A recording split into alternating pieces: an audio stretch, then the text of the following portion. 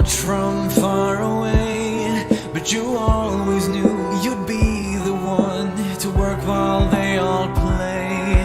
And you'd lay awake at night and scheme of all the things that you would change, but it was just a dream.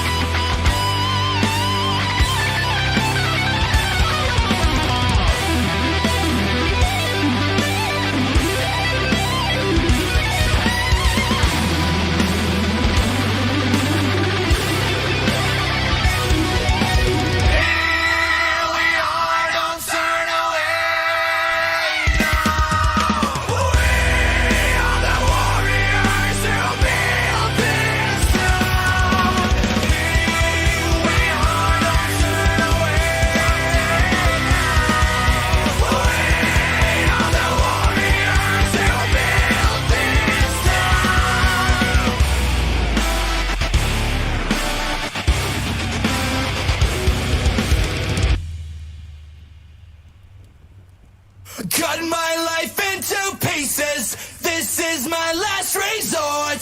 Suffocation, no breathing. Don't give a fuck if I cut my own bleeding. This is my last resort.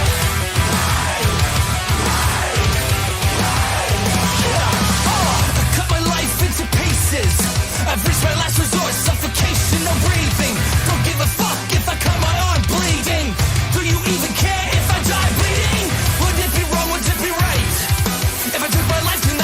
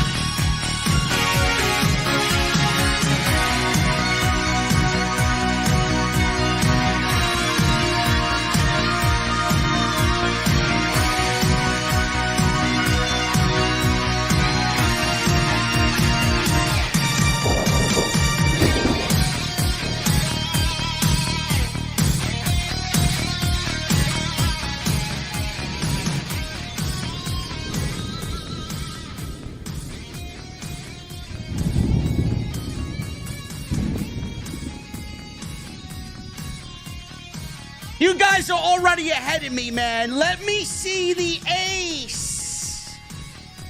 And because it's National Scissoring Day, let me see those ace and scissor emojis in the live stream chat.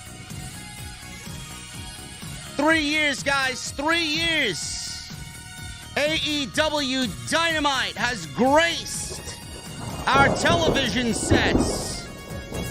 For the last 3 years, they've given us several memories, incredible matches, great storytelling, some drama in and out of the ring.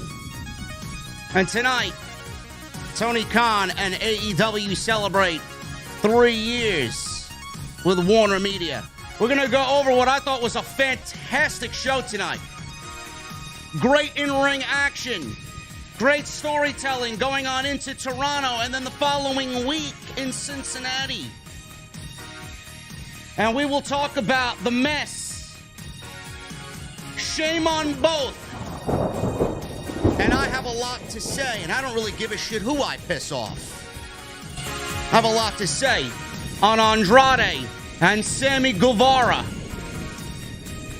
And the most important thing of all this evening, ladies and gentlemen, is not your cold beverages, which I hope you do have because I got mine.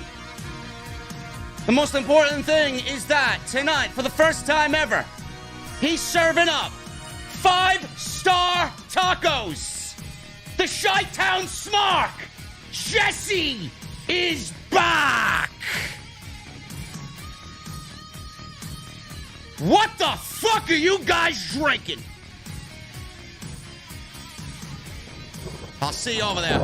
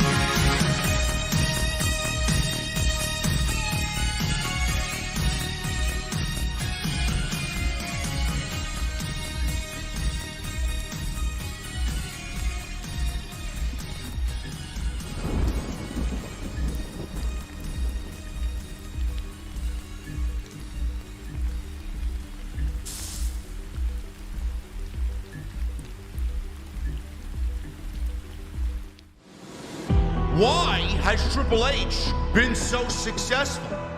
Why is Triple H running WWE better than Vince McMahon and Bruce Pritchard on Monday and Friday night?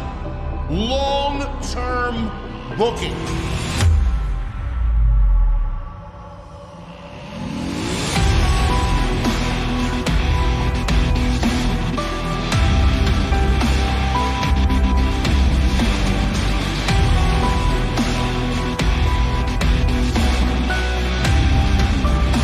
What is going on, guys? Thank you so very much for joining me right here on Off the Script. This is your AEW Dynamite post show for October 5th, 2022. I am your host, JD from New York. As always, joined by the returning Taco Man himself.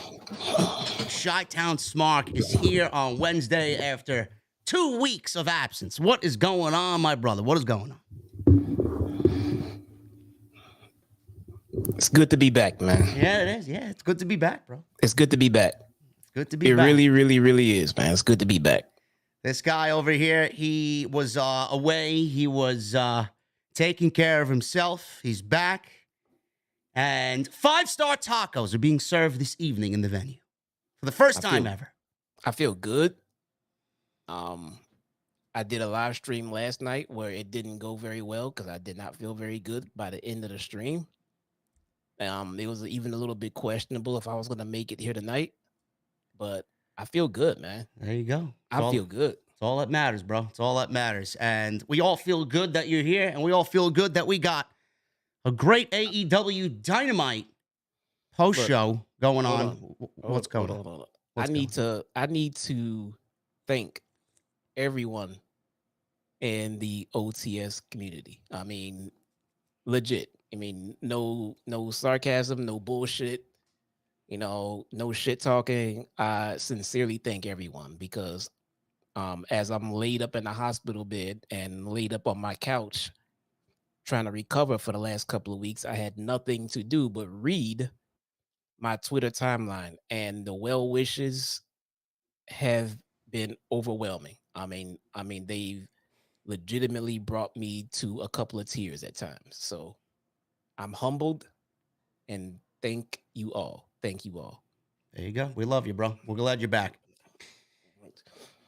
Man, I don't even know, man. Yeah, the 1 week you come back, bro. The 1 week you come back, I was hoping that we'd be all excited about what happened on tonight's show, and we'll get into that. And we are excited about tonight's show. I thought it was a fantastic show, great in-ring action. I think Tony Khan is really, for the first time in 3 years, I think Tony Khan is really finding his stride in how to produce a show and how to lay out a show and how the show flows. I think the last, I would say, 2.5, 3 months, I think these are some of the best produced Dynamite shows that we've seen in a very long time. I love the introduction of the video packages in the show. I love, the little segues into the next match. I think it's great. It's a WWE-esque model. I think we're all kind of numb to the WWE way of life, but some of that stuff I would love to see Tony Khan adopt because it makes his show better, and that's the way I think the show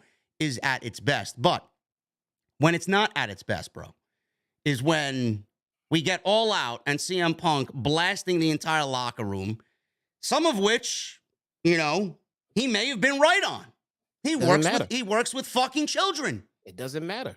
It doesn't matter if he's right or wrong. Not the point. I know it's not the point. I know it's not the right place and time. We get it, but nope. We got what we got at All Out with CM Punk and the Elite, and now all of a sudden we have Andrade and Sammy Guevara basically doing the same exact fucking thing, but it all happened on social media first.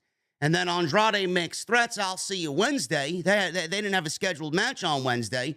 Needless to say, I'll see you Wednesday meant fists thrown in the back tonight. And Andrade was removed from Rampage and sent home. Meanwhile, Sammy Guevara was in a backstage promo. Sammy Guevara was in the main event. Sammy Guevara got the fucking winning pinfall in the main event. It's utterly ridiculous. And if nobody knows what I'm talking about, Andrade and Sammy Guevara had a back and forth on social media. I did an extra on this yesterday. One of the things I harped on was this is an incredibly bad look, just stemming from yesterday on social media after what we went through with All Out and the fight that was CM Punk and the Elite. These guys want to go on social media and make the company look bad. Whether or not it was a work then or a shoot or a work shoot, not everything needs to be turned into a storyline. Not everything needs to make it to television with this grasp on whether it's reality or if it's staged.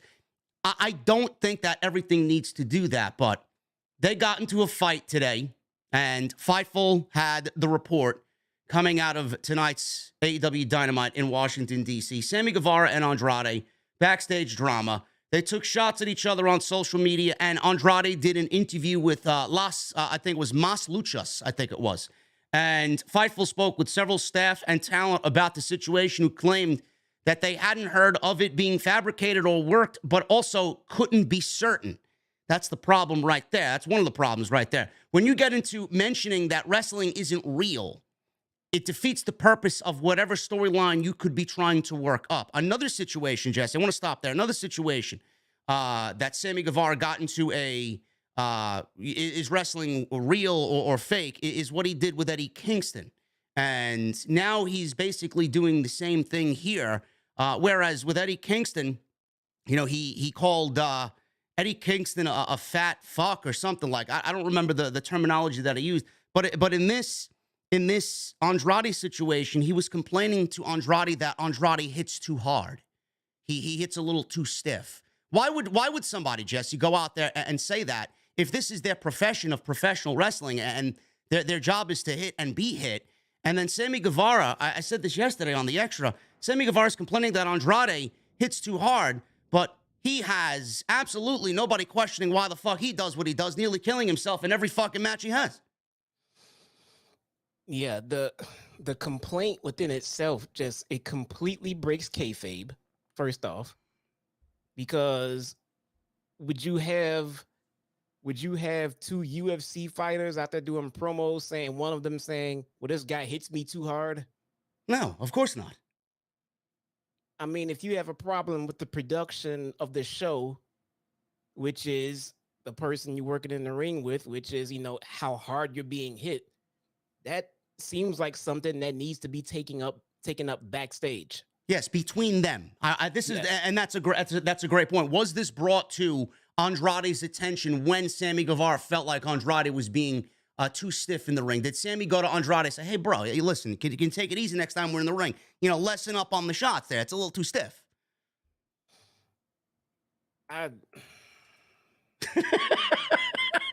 It's fucking ridiculous, man. It really is ridiculous. It's a joke. It really is a joke. I mean, come on. I'm not even a fucking wrestler, bro. It's a joke. It is. I mean, he's hitting me too hard. Oh my God, he's too stiff. He's gonna run and tell Dad, he's hitting me too hard. Stop it. Don't hit me so hard. Little fucking... Jesus fucking Christ. Listen, man, I think Sammy Guevara is a great, talented in-ring performer. Okay? He's very young. The sky's the limit with him. But I mean, listen, I don't care what I have to say or what I say on this show. It sounds like ever since I don't know, man. The ego, the fact that he's with Tay, I feel like his ego just was inflated fucking 1,000 times more than it was when he got married to Tay Conti. And I feel like he feels like he's untouchable. Why? Because he is. Osakui. Oh my God. Are you kidding me, bro? Holy shit. Oh my goodness, man. Osakui. Oh my God. Osakui with a $500 super chat, man. Oh my goodness. Osakui was in my DMs. I gotta get back to him, man. Him and I were going back and forth on a little personal thing that I had going on this week with my parents. But Osakui, man, we love you, bro. $500 super chat. Showing some love to OTS. Have a great post show, guys. Good to have you back with us, Jesse. Glad you are feeling better. Hey, it's good to be back and to watch this $500 go to JD's channel and not mine. Thank you so much, bro. It's awesome. Oh, that should help man. with the medical bills. Osakui, we love you, bro. Thank you so much. Thanks, bro. I'm kidding, bro. I'm kidding. It's a problem, Jess. Let me continue reading what we got going on here. It defeats the purpose, absolutely. I think it made AEW and Tony Khan look fucking stupid on social media. I'm sure they weren't thinking about that. And I said last night, I think Tony Khan needs to hire a fucking social media manager. This is getting absolutely ridiculous. They were talking about hitting each other hard and complaining. So if it's a work, it's a bad one. I'm sure they'll eventually have a match, though, just because people are talking. I'm not sure about that right now. Another top talent in AEW was frustrated by the way things played out, regardless of it being a shoot or work, because they felt it painted a poor picture of AEW's locker room. Exactly what I said yesterday on my Extra.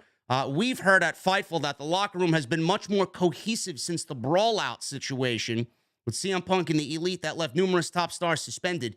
A turning point that several AEW talent pointed to was Chris Jericho, Bryan Danielson, and Jon Moxley's talent meeting that calmed many nerves and was said to have helped get a lot of people back on the right track.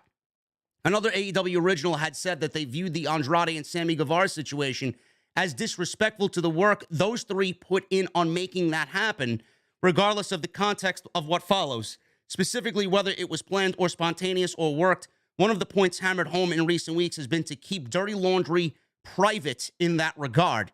There were a couple of others that we've heard from who were steadfast in the, if it doesn't involve me, I'm not going to pay it any attention or concern myself with it camp, and also pointed to the more cohesive locker room that AEW has had as of late.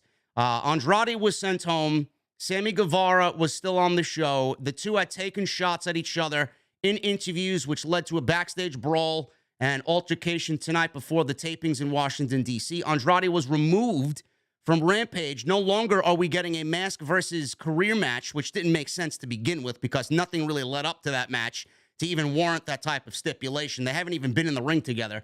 Now it's a Trios Championship match with the Dark Order against the Death Triangle. So those that Fightful spoke to said that there was a verbal altercation that got physical with Sammy, and he shoved Andrade. Andrade threw a punch. We're not sure if the punch actually connected. We are told it was not part of a grander plan for either guy. So at least one and possibly both wrestlers were removed from the tapings, which is not the case. This was posted 3 hours ago. Sammy was still there. Andrade was sent home. TMZ first initially reported this. Andrade then posted after all this was over on Twitter. He said, "Respect me and I'll respect you." And that was pretty much the end of his night. Earlier, we heard about this situation because of yesterday, and then this all blew up during the tapings, before tonight's tapings at Dynamite in Washington.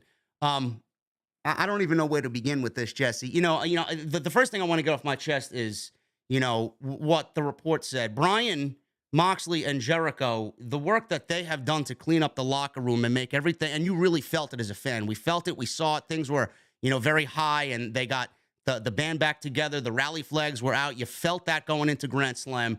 And then these two have the fucking balls to go out there and disrespect Tony Khan, AEW, and everything that those guys did to get this locker room back to somewhat normal after Punk and the Elite.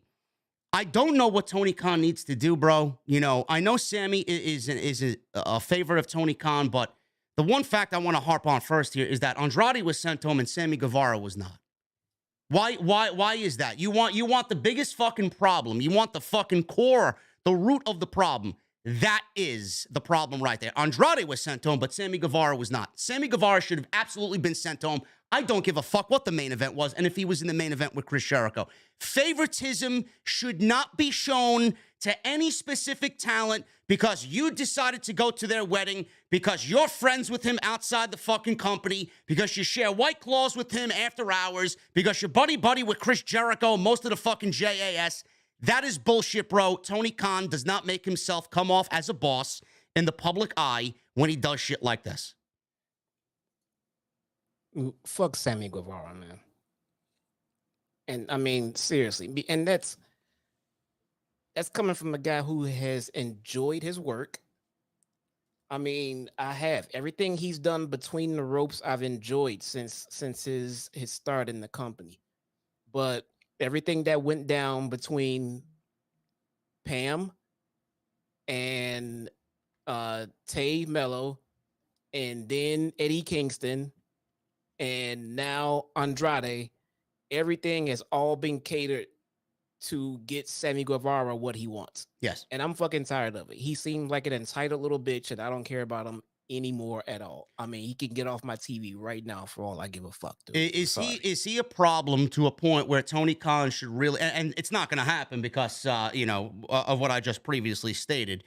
Is Sammy Guevara at a point right now in the AEW locker room where he is more of a problem that AEW really right now shouldn't be dealing with? Is he a problem in the AEW locker room that should be addressed, or in worst case, fired? Let him go. I mean, what exactly is AEW missing if they let go of Sammy Guevara? I mean, they're not even going to blink an eyelash. I don't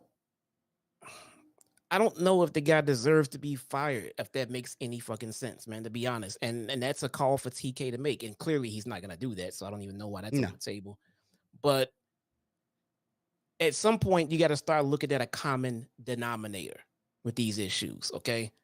And it seems to the fans that the common denominator is fucking Sammy Guevara. So it needs to be fixed. It just needs to be fixed. He needs to be taken off television for a while. He needs to be sat down and spoken with. He needs to stop being catered to so much. And he's not the only one in that locker room that needs to have that very same discussion, Britt Baker. So, I mean, it's becoming detrimental to the locker room in a sense of sooner or later, people are gonna, I mean, when I say people, the other wrestlers in the locker room, that's it. It's gonna have like a trickle down effect, man. Nobody wants to fucking come to this locker room where this guy gets fucking babied, and if he starts some shit with you online or anywhere else, you better just sit down and take it, or if not, you're gonna get fucking reprimanded, and he won't. It's fucking bullshit. Nobody wants to work with anybody like that, man. I want to throw this fact at you as well. Two things. Maybe firing him is a little harsh. Like you said, firing him is a little harsh, and we know that's not going to happen. No, it's not going to happen. You know, Tony Khan needs some sense of fucking. First of all, he needs to be a boss. Okay, if Sammy Guevara respects AEW and Tony Khan literally went out on Barstool Sports with Robbie Fox saying that they have a stable roster right now, and it's the most stable that it has been in many, many, many months for varying reasons. Fuck out of here. And he went out there and he did that on social media yesterday, and then he did this today. So how much does Sammy Guevara actually respect Tony Khan and AEW? Not very much from our point of view. Tony Khan needs to set some fucking boundary and some structure in the back. First offense, it's a slap on the wrist, all right? A little suspension, 2 weeks, 3 weeks, whatever it may be.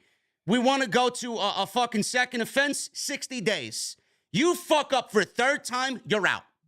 There needs to be some structure in the back to a point where people have to be on their toes, looking at the consequences if they fuck up as many times as Sammy Guevara has fucked up. That's number one. Number two, how much of this is Andrade, bro, trying to go into business for himself? You know, we hear a lot of things about, you know, a lot of people want to go back to WWE now because Paul Levesque is running things on Monday and Friday night. How much of this is Andrade trying to go into business for himself? Because there was a report that Tony Khan was not being, you know, very lenient in giving people the releases when they ask for them. He's not releasing anybody, says Dave Meltzer. How much of this was Andrade going into business for himself, trying to actually get fired, and him wanting to do this today in hopes that TK would look at it and say, hey, you don't want to be here? Goodbye. I'm sure that Andrade, I mean, it all appears, you know, to all of us that Andrade wants out and he wants to go back to the E. I mean, we can sense that. We can all tell that it doesn't look like he was gonna get a release, like, you know, like you said. So did he carry this shit too far with the intentions of getting fired? Maybe.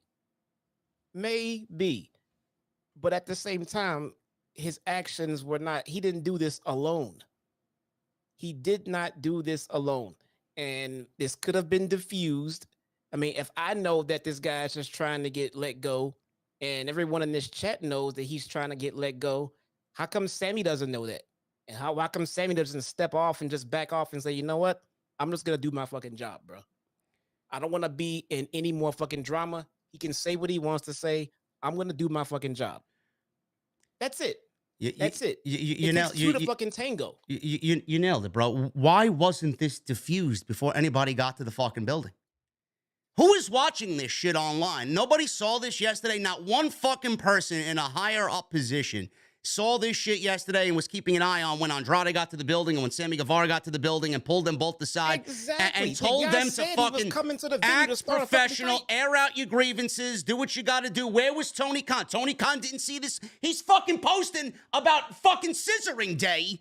He didn't see this shit online yesterday to a point where he himself should be talking to Andrade and Sammy Guevara. Another situation, Jesse, where things just are let go and swept under the rug to a point where it happened, and now we're looking at the situation where one got sent home and Sammy Guevara is on the show and it doesn't look good.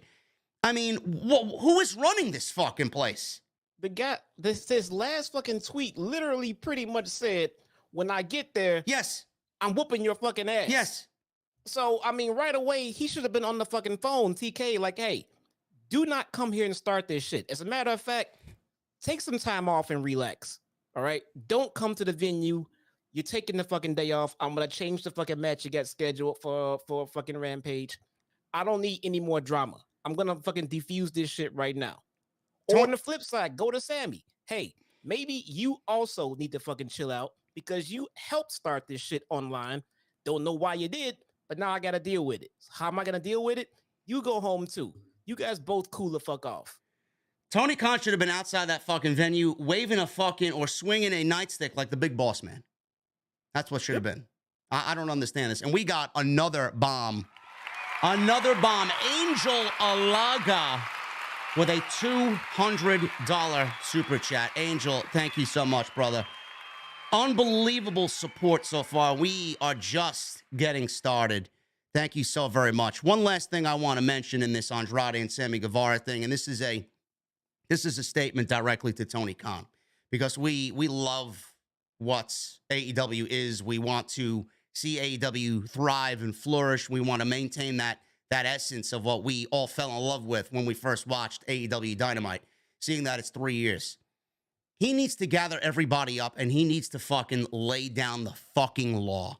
If you do not want to be here, then get the fuck out.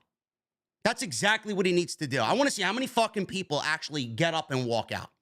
If you came over from WWE, and this is the problem by hiring all these ex-WWE guys, you know, they were never Vince guys. They were all the people that he hired were Paul Levesque guys. And everybody knows how fucking beloved Paul Levesque is. This is what happens when you bring in basically his entire fucking roster. They are looking at him realistically as Papa H. Tony Khan is just, the now. He's the cool thing now. And that's what they're stuck with. They all want to go back there. Whoever wants to go back there, let them fucking go. It doesn't matter. It's not good for your locker room. It's not good for the overall health of AEW. It's not good for us, the fans, because we don't want this. We don't want the drama. We don't. If you do not want to be in that locker room, get the fuck out and go to Triple H. And I want to see how bloated that roster becomes. And then you're sitting in fucking catering for 5 weeks before you get your fucking match. Yeah, this shit ain't cute, man. It ain't. Nobody. I'm sick and tired of watching shit happen on social media, and then everybody in the fucking community is like, oh, this is just a work. Oh, it's just a shoot. No, it's a shoot work. No, it's probably gonna be a work that turns into a shoot, or a shoot that turns into a work, and I'm fucking tired of it. I'm fucking tired of it. Everybody's tired of it. Tony Khan should be very confident in what he can do by booking the show. Obviously, we know that he can book a fucking show. He doesn't need this bloated roster with all these fucking massive egos. If you do not want to be there, get the fuck out. That's what he needs. He's not losing anything. In fact, he's going to be saving himself some fucking payroll. He doesn't need all these people. He can't even find TV time for half of them anyway. Get rid of them. No. The fact that Andrade was booked into oblivion is another fucking thing. I don't even want to open up that can of worms. How the fuck you fuck him up? I don't know. But if he doesn't want to be there, get him out. Get rid of him. Malachi don't want to be there, get rid of him. I don't even give a shit anymore. I don't. Buddy Matthews don't want to be there, get rid of him. Everybody, if they want to be there, they'll let you fucking know. That's why I respect Swerve so much, because Swerve actually was reached out to by Triple H and HR, and he went directly to Tony Khan to tell him, hey, boss, listen, these guys are reaching out to me. I'm contracted to you. I think it's fucked up. I just wanted to let you know. See, that's what a model employee does. That's what somebody who has AEW's interest at heart does. Adam Cole did the same thing. You don't want to be there, go.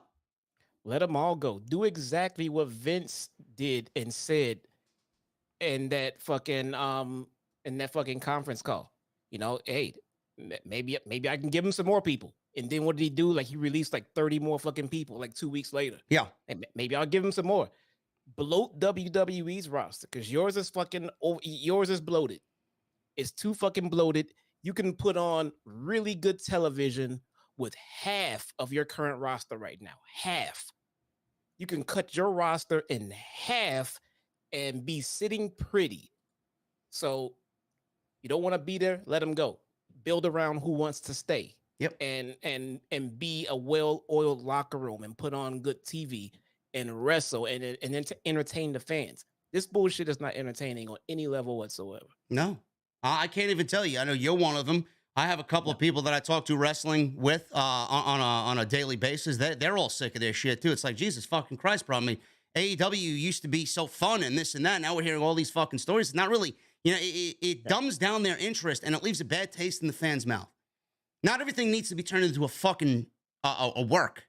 With all the rumor and innuendo going on. Malachi leaving and Buddy Matthews leaving. Andrade teasing fucking hourglasses online. And, is he going back to Triple H and all this other shit? Let's turn it into a storyline. It doesn't need to be that way. That's lame. That just shows your lack of creativity at the end of the day. You don't need to do that. Don't play into these fucking people. Just book the show the way you want. It's fucking stupid. It is. It is. Because all of this drama, all of this bullshit, the Twitter drama, the Andrade, the Sammy bullshit, that is the main event of tonight's fantastic show. Yes. It's the one thing everybody's talking about, and it should not be. Yep. Same way the media scrum was the main event of that fantastic pay-per-view. Yep. It's stupid, and I'm tired of it, man. I'm seriously fucking tired of it. It's a point to, Triple H really is paying attention to this shit too. He's hearing all this shit. He knows everything that's going on. He sees Andrade, doing what he's doing backstage. Who's to say he doesn't do that with somebody in WWE? It's a bad look. It's just a bad blemish on your reputation that shouldn't really be there. And like I said, Tony Khan needs to sit everybody down. And that's the last thing I want to say about this. If he wants to sit everybody down and ask them whether or not they want to be here, if they don't want to be here, get them out. Just let them go. It's not going to be any sweat off our back. We're not going to miss him. At the end of the day, it's going to make his show better and his locker room better, and that's all that really matters at the end of the day. No, but here's a little tidbit that I don't know if TK is thinking about, but he should, because the last piece of drama happened at the end of All Out. Then this drama just happened just now over the last 3 days. Guess what? Tony Khan does not have a network. He asked people for $50 every 3 to 4 months. How many people are going to be willing to spend their hard-earned $50 fucking dollars to watch the next AEW pay-per-view when bullshit like this keeps happening? It's not like this shit's on a network and you can just look at it because it's there. And the next time they ask me, hey, do you want to give me $50 for a pay-per-view? No, I fucking don't. No, I'll watch you when you're on TV, but no, I don't. I'm not paying you $50 for this shit anymore because it's too fucking drama filled. You cater to the people you like. Sammy's a fucking spoiled little brat, and no, I'm not paying for your next pay-per-view. No, Tony Khan needs to fucking take his belt off and start whipping people like he's the fucking disgruntled dad who's being disrespected by his fucking children. That's exactly what Tony. That's exactly what Sammy Guevara did. Sammy Guevara showed me tonight that he doesn't give a fuck about Tony Khan with the actions that he took tonight. And Andrade never gave a shit, and he looked like, to me, basically trying to get fired so he can go back to where he wants to be with Triple H and his fucking wife. Go. Let him go. I don't care. Let him fucking go. He's not a game changer for you. It's not like if you let him go over there, you're fucked as far as the ratings or this or that. Andrade's fantastic at what he does, and I love watching him work. Yeah, you got guys like that complaining about lack of TV time, right? And Malachi complaining about a lack of. And listen, I love Malachi, I love Andrade. I think they're both fantastic. But you got guys like this that complain, and then you got to cater to because they're big names. Meanwhile, you should be giving the fucking TV time to someone like Wardlow and Brian Cage. Look at what they did tonight. They gave you every fucking reason to put them on TV with what they did tonight. That's who I want to see. That's who the core of this fucking fan base wants to see. Guys like Wardlow, guys like Darby, guys like Brian Cage. Look what they did tonight. Yeah. Stop catering to the fucking ex-WWE guys who want to come on in here and then fucking do what Andrade did tonight. No. I'm over it. No. Now, can you please address this Alexis Kaufman situation? I have no idea what is going on. Alexa Bliss is talking about me? Where?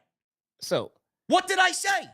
What did I say? Please, somebody fucking reach out to me and tell me what I said. The only thing I said on Monday was that she should not be in a main event and her character is ice fucking cold. I don't know what else I said about Alexa Bliss. So, Brian Wookie at Brian Wookie on Twitter added Alexa Bliss. Wait, did he? I don't think he did. He said, this clown needs to put some respect on Alexa Bliss. Alexa Bliss can main event any show for WWE. She's that talented, unlike JD from NY206. He leaves a picture. Bro, he did not tag her in this. So somehow... another WWE talent having me in their fucking mind and on their lips. Yeah. That's a great move, right? So somebody fucking tagged her or some shit, because then she quote tweeted, tell that to my merch sales, JB, keep doing your job, which is talking about me. Peace. That's all she said. Will do. Okay. We'll do, Lexi. I'll take care of it, man. Don't worry about it. All right. What the fuck did I say that people have a problem? There's no fucking way Alexa Bliss, and who the fuck did she wrestle? EO? There's no way that match should have main evented over anything else on that show. Nothing. Bro, every time she mentions you, your impressions, your interactions, your money, all that shit goes up. So, whatever. I'm going to tweet something here. Jesse, I want while I do this, what was your favorite part of tonight's show, man? We haven't spoken in 2 weeks about this on the show. Obviously, I've spoken to you in the last 2 weeks, but what was your favorite part of the show? What was your favorite part of Dynamite tonight? Yes, good question. My favorite part of tonight's show was the goddamn Acclaimed. I love how over these guys are. I love the fact that I fucking have been saying this shit for months, how over these guys are and how they need to be on TV every week and spotlighted more often than they were, because these guys have charisma up the goddamn woo-ha, dude. I mean, seriously, Max Caster himself oozes so much charisma that it spills off to everyone around him. Bro, I mean, seriously, these guys are so over. Think about this. These guys are so over. 2 gay men, okay? I'm just going to put it out there. Everyone fucking knows. I mean, it's not a fucking secret. 2 gay men are out there having the whole wrestling crowd, the live crowd, scissoring and mimicking things that homosexual men do. When, 20, 30, 40 fucking years ago in pro wrestling, no fucking way. No way this would happen. You be banished. You be exiled from the locker room. No one would fucking accept this shit. But these guys are so fucking over and accepted that they're outselling everyone at merchandise. These guys are out there putting themselves over and their lifestyle over. And instead of being mocked and ridiculed for it, they're leading the company in all fucking statistics. I love these guys. I love them so goddamn much, dude. Bro, that segment was one of the best of the entire year for AEW Dynamite. I think when you look at it, I even said it on Twitter, it really embodies what we all fell in love with on the first Dynamite. And it's homegrown talent. It's natural talent getting over. And something that nobody expected to be as over as it is now. Scissor me, daddy ass. Yeah. I mean, it is so fucking ridiculous that it is so fucking incredible at the same time. I love everything about it. And, kudos to Billy Gunn, man. I said this when Jesse wasn't here a couple of weeks ago. Billy Gunn, nobody really understood why Billy Gunn left his sons and joined the Acclaimed. And now that he is a huge integral part of the Acclaimed and their tag team title run and the height of their popularity right now, Jesse, it honestly makes Tony Khan look like a fucking genius. Whether or not this was planned or not, this is brilliance just as far as the pairing goes. It's incredible. Yeah. Okay, hold on. Now people are fucking confused and and all of a sudden, Max Caster has come out and declared that he is bisexual. And no, Billy Gunn is not gay. I said the Acclaim. No, Billy Gunn is married. Billy Gunn is married. Yeah, I was not talking about Billy Gunn. Max Caster has come out and said himself that he is bisexual. Okay, so stop. And it's not the fucking point. The point is of how over they are. It's not the fucking point, guys. Come on, please. That's what they're harping on. That's the one thing that they picked apart. Everything that you fucking said. Caster's gay. He's not gay. He's not Who gay. cares? What the fuck? Have you ever seen him tweet at fucking MJF? I mean, what the fuck, man? I mean, seriously. Who gives a shit? He himself, he has said that he is bisexual, okay? All right. So moving on. There you go. Yeah, moving on. Like I said, bro, it makes Tony Khan look like a genius. I mean, I don't know if the pairing was supposed to happen, but I mean, I wouldn't have it any other way. Now, I can't even look at them without seeing Billy Gunn. No, I think that the Acclaim, I think Caster and Bowens would be just as over as they are right now without Billy Gunn, to be honest with you. But at the same time, I don't think he's holding him back in any way. And if anything else, yeah, he is giving them a little bit more juice. So hats off to him, having a resurgence in his career. Like, again, I've always said, for the longest time, I love how AEW treats their legends. And Billy Gunn is one that is benefiting, from that treatment. So hats off to him, man. I love it. I love everything about it. The other thing that I liked about tonight's show is the fact that we got Wardlow and Brian Cage. I mean, even though it did not make any sense to why they were there, it was an open challenge. Wardlow went on social media, said, anybody from anywhere, I want to fight them. Out comes Brian Cage. Excellent match between these two. It's exactly what the TNT title needed or needs going forward. Wardlow gave you every reason why he should not be off the show in this type of way for as long as he has been. He is the face of this or will be the face of this company if he is booked correctly. And he is just absolutely incredible, man. Wardlow's stride from year 1 to year 3 may be one of the biggest takeaways from the company in all 3 years. He is absolutely fucking incredible. And if they don't make him the face of the company when his time comes, I don't know how you could fuck this up. I really don't. Brian Cage should be on TV. And a regular for AEW and not waiting for this Ring of Honor bullshit to get started up. He's too good to be off TV, and he needs to be on TV in a capacity. Wrestling for the TNT title, or at least in that division. There's no excuses. None. Yeah. Now, I will pick that match apart in this regard. I don't think that Wardlow should have, I don't want to say buried, but I don't think Wardlow should have given Brian Cage that many powerbomb symphonies like that. I agree. I think he should have been protected and treated the same way that like Big Cass was when he only got like one. It should have been a build up and like, can he do it? Can he do it? Oh yes, he finally he actually got one in, and then yes, he barely got the pin. And he wins. Brian Cage is a big fucking monster, dude. I don't like how they pinned him in this match. I agree. He gave him 4 power bombs. I think one should have did it. Yeah, one should have did it. Or if nothing else, maybe he's going for 2. I mean, he's got friends outside of the fucking ring. Have them come in and fucking interrupt it and just make it a something. But just don't do him like every other fucking schmuck like Wardlow's been burying for the last few months. Yeah, we got Toa Leona and Khan out there. They helped facilitate a beatdown. Out comes FTR, Samoa Joe. So obviously this is all a Ring of Honor thing. Which, I mean, Jesse feels the same way as I do. I just can't wait for them to get a fucking TV deal so we can actually separate the rosters and not have Ring of Honor kind of infiltrating AEW Dynamite. And all of this obviously was a build-up for Battle of the Belts because we're getting a tag team title match for the Ring of Honor tag team titles. It's FTR versus Khan and Toa Leona on Friday live on Rampage. So that's what this did. And outside that, I enjoyed what Wardlow and Brian Cage did. They gave you every reason why they should be on TV weekly. MJF. I'm sorry, go ahead.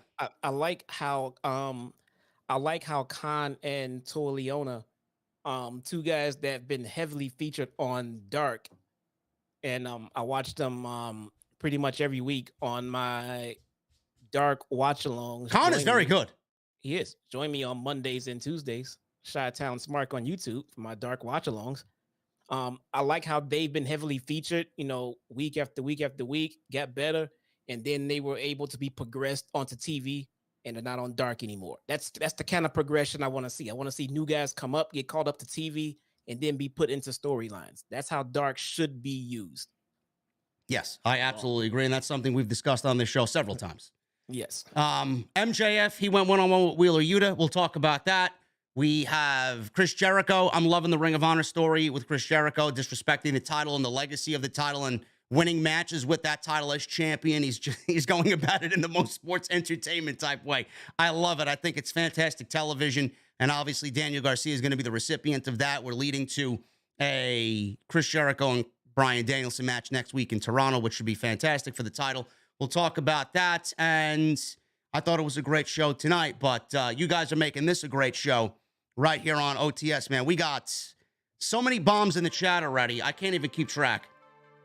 It's unbelievable. You guys are unbelievable with the support. Continue showing that. Jesse and I appreciate it. Let's get this thing going. We really do appreciate all of the bombs on JD's channel, guys. It's awesome. Thanks. That's great, guys. Listen, man, it's your first night back, man. Don't start. We don't share that shit. I hope you guys know that. All right? Just putting that out there. Oh, man. Listen, guys, I'm going to need 1,000 likes minimum. There's 3,000 people here, man. I got 745 likes. Why? I need 1,000 likes minimum on the live stream tonight. Super chats, continue. Get them on in. Let me see some more bombs. New memberships are open to everybody. We got some new emotes. You guys see them pinned in the live stream chat. If you guys want access to them and the old ones, I would greatly appreciate it if you join the channel and become a VIP right here on OTS. So hit that join button. It is very simple, man. We'd love to have you. Follow me on social media at JD from NY206. That's Twitter, Instagram, TikTok, and Cameo. Go check out all the other videos that you might have missed on the channel. There's plenty of it. We were live on Sunday for episode 446. We were live for Monday night. And after what I saw on Tuesday with this new relaunch of NXT, white and gold, it's just as bad as 2.0 was. So I wanted to go live, and I decided, you know what? Fuck this shit, man. This show is absolutely disgusting. There's no fucking way Triple H is allowing this shit to happen on his watch. I don't know what the fuck's going on. I think there's some conspiracy going on. Shawn Michaels is not booking that shit. I'll tell you that right now. Fuck out of here, man. That was a Bruce Pritchard fucking 101 last night. I watched a few minutes of it last night. And who is my wife came into the room and caught me watching it. And she called some lady, she was in the back cutting a promo. She called her a bootleg ghetto version of Bianca Belair. That's wait a minute. Hold on. What's her name? Lash? Trash Legend. Trash. That's Legend. That's who it is, bro. I'm sorry, man. I can't find. I don't remember these irrelevant wrestlers. Trash Legend is her name, bro. God. I was on my phone doing something on Twitter. She walked in. She's like, "Who is this fucking bootleg Bianca Belair?" Like, I don't fucking know. And I fucking turned the channel. I don't fucking know, man. Oh my God, man. Such a terrible fucking show, man. Oh my God. Anyway, we love you. Make sure you guys do what you got to do. Subscribe, hit that thumbs up. We appreciate you right here on Off the Script. Tonight, sponsored by Audible, audibletrial.com/script. 30 days free of their service. And you're going to get one free audiobook on me just for signing up using our link. That's audibletrial.com/script. Show started off tonight with MJF. He went one-on-one with Wheeler Yuta. Jesse, I know you've been away for a couple of weeks, man. What'd you think of the Wheeler Yuta MJF back and forth promos that we've seen the last couple of weeks, man? I am enjoying the feud, and I actually even enjoyed the match.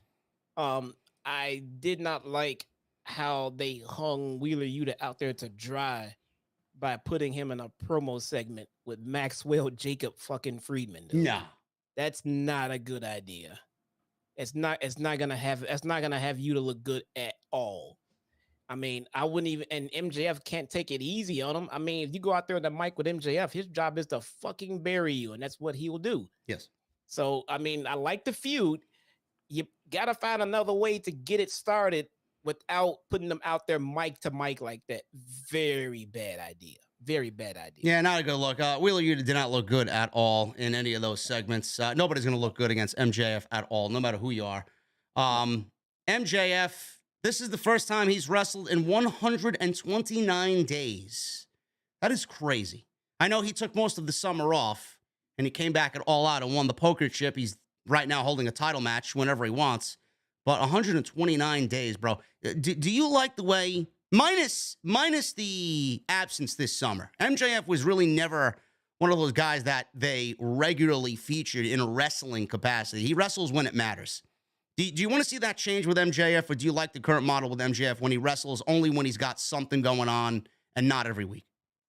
I don't want to see MJF held to like pay-per-view only type situations, but at the same time, I don't want him out there week in and week out, because he can do more for himself and more for a feud simply with a microphone. He really can. So if you can have him go out there and further feuds, further storylines, get the crowd going, get the crowd hyped, make the segment interesting, and without running the risk of injuring him, I'm all for that. So once in a while, yes, he should be in the ring here and there once in a while, because as it stands right now, he's not going to lose. He's not going to lose a single goddamn match. So you don't want him out there burying fucking multiple people week in and week out, because he can't lose right now. So, yeah, I mean, it shouldn't be once every 2 months. No. I'd like to see him wrestle. If they want to keep the same formula, it doesn't even have to be twice a month. Once a month. No. As long as we see him on the microphone and cutting a promo and fucking shit on the fans, I mean, that's great. But 129 days. Obviously, this was because of the situation this summer, but that's too long. Okay, I wanna address this super chat from Seizure Your Property. Seize Your Property, yes, $5 super chat. He says, Jesse, what does men liking men have to do with the Acclaim ability to get over as big as they are? Okay, I thought I explained this earlier. Maybe I didn't do a good job of it. The wrestling community is notoriously full of macho men who do not accept men who are not macho. All right? The wrestling community is notoriously full of wrestlers, fans, and everything of that nature of not accepting gay men. I mean, it's not a me thing. It's not a JD thing. It's not a us thing. I'm speaking about what has normally happened in the past when it comes to wrestling and homosexual men. That's why so many people were afraid to come out as gay, because they did not want to get blackballed. And just remember fucking man, Darren Young. No, not Darren Young. The guy that committed suicide. Oh, Canyon. Yes. Chris Canyon. Fucking fantastic wrestler. Loved him. And he lived his life in a shell because he was scared to come out, because he knew how the boys would treat him if he came out as gay. So I think it's fantastic that these guys are actually able to come out as gay and get over without any kind of issues coming from it. That's the part that I love about it. If that explains it a little bit more. Hopefully that answered your $5 super chat. Seize Your Property, man. Thank you for the support. MJF. We got a match with MJF and Wheeler Yuta. I thought this was a great open to the show. MJF was obviously shitting all over the Washington, D.C. crowd. Great to see him as always, even though he's a prick. He just got engaged a couple of weeks ago, so congratulations to him. I don't think we mentioned it on the show. He picked apart Yuta until Yuta hit a hard corner buckle to regain control of the match. Yuta, he did the HBK, the old-fashioned HBK, skinning the cat into a German suplex. 4 of them, actually. 4 rolling German suplexes. MJF rolled away before Yuta could leap off the top rope and do more offense. MJF then went after the left arm of Yuta, blocking an Irish whip. Hit a beautiful power bomb into a backbreaker, which looked great for a 2 count. So MJF started slapping Yuta around. This obviously got him angry. Hit him with an enziguri, did Yuta. Both men trading rolling pin attempts, which looked great. All of a sudden, they're found on the top rope. Both guys are up on the top rope. MJF went for that patented tombstone off the second turnbuckle. Thank God he didn't. Yuta rolled him up with another series of near falls after coming off of the top rope, or the second rope, rather, with a Hurricane Rana, which looked great. Both collided with a double clothesline. and both were doubled down. They got up at a 9 count. Both guys are on their feet. Yuta went to the, he went to the top rope, and he tried for the Avalanche Tombstone. Yuta escaped, like I said, with the Hurricanrana. MJF rolled outside and was wiped out by Yuta and a tope. Back inside, MJF rolled away from Yuta, flipped him off. Yuta leapt across the ring with a huge splash. Unbelievable. 70% away from where he was standing. It looked great. Anvil elbows from Yuta, and then MJF counted those into the salt of the earth. Before Yuta could get to the ropes, MJF repositioned, cranked the arm back, got the submission, and Yuta taps out. This was a great open here for AEW Dynamite on the 3-year anniversary. Crowd was really into it.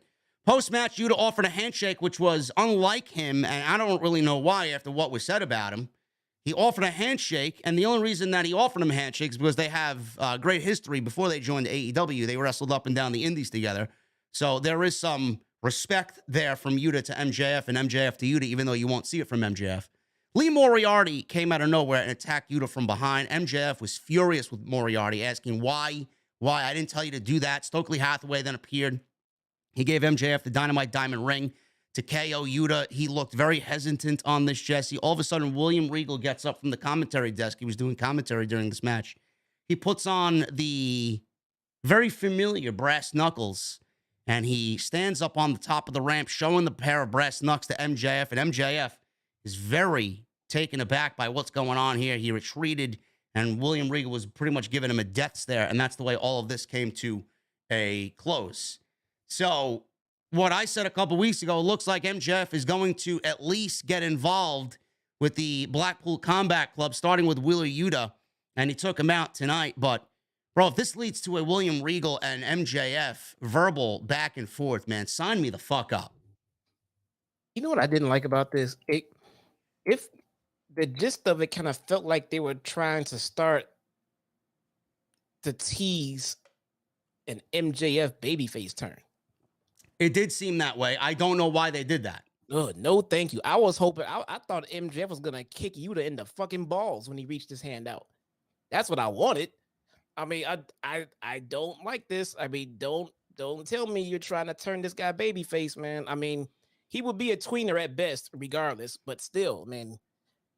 And he already is a tweener, to be honest with you. This guy, I mean, he gets cheers wherever he goes. He'll get his boos, but then the cheers will fucking overtake him, man. You know, it's not even that part of the story. Like, I'm not worried about Tony Khan's not turning him into a babyface when he's got a match with Moxley coming up imminently, whenever that may be taking place. That's not going to happen. The part that I'm confused by is that the firm is out there doing what they want to do. And apparently MJF said they'll only be around when I need them. So why were they there? I hope this is addressed, because Stokely Hathaway threw his business into MJF's business, and MJF didn't really ask for it. So is there a split coming there? Are they going to try and distance MJF away from the firm? Because realistically, does he really need them? He doesn't need him, no. I mean, if you want to give him a faction, I mean, he's a small guy who talks big shit, so he could use a heater. Yeah, you know, definitely. I mean, the best MJF is when he had Wardlow by his side. You know what I'm saying? So he can use a heater. Does he need a faction? No, but a faction would need him. He could get a faction over by himself. Yeah. So I could see giving him a faction being a way to get lesser known guys over. I mean, but MJF doesn't need anybody. But that's not really the whole thing about this faction, though. He's not really leading them. He hired them, and they'll only be around when he needs them. Like, for example, he may need them when he wrestles Jon Moxley. Who knows? Exactly. So I don't know, man. He does. I mean, I wouldn't mind him having a faction, but like you said, this is not even actually a legit faction. This is kind of like in and out, here or there, use them when we need them, all this other bullshit.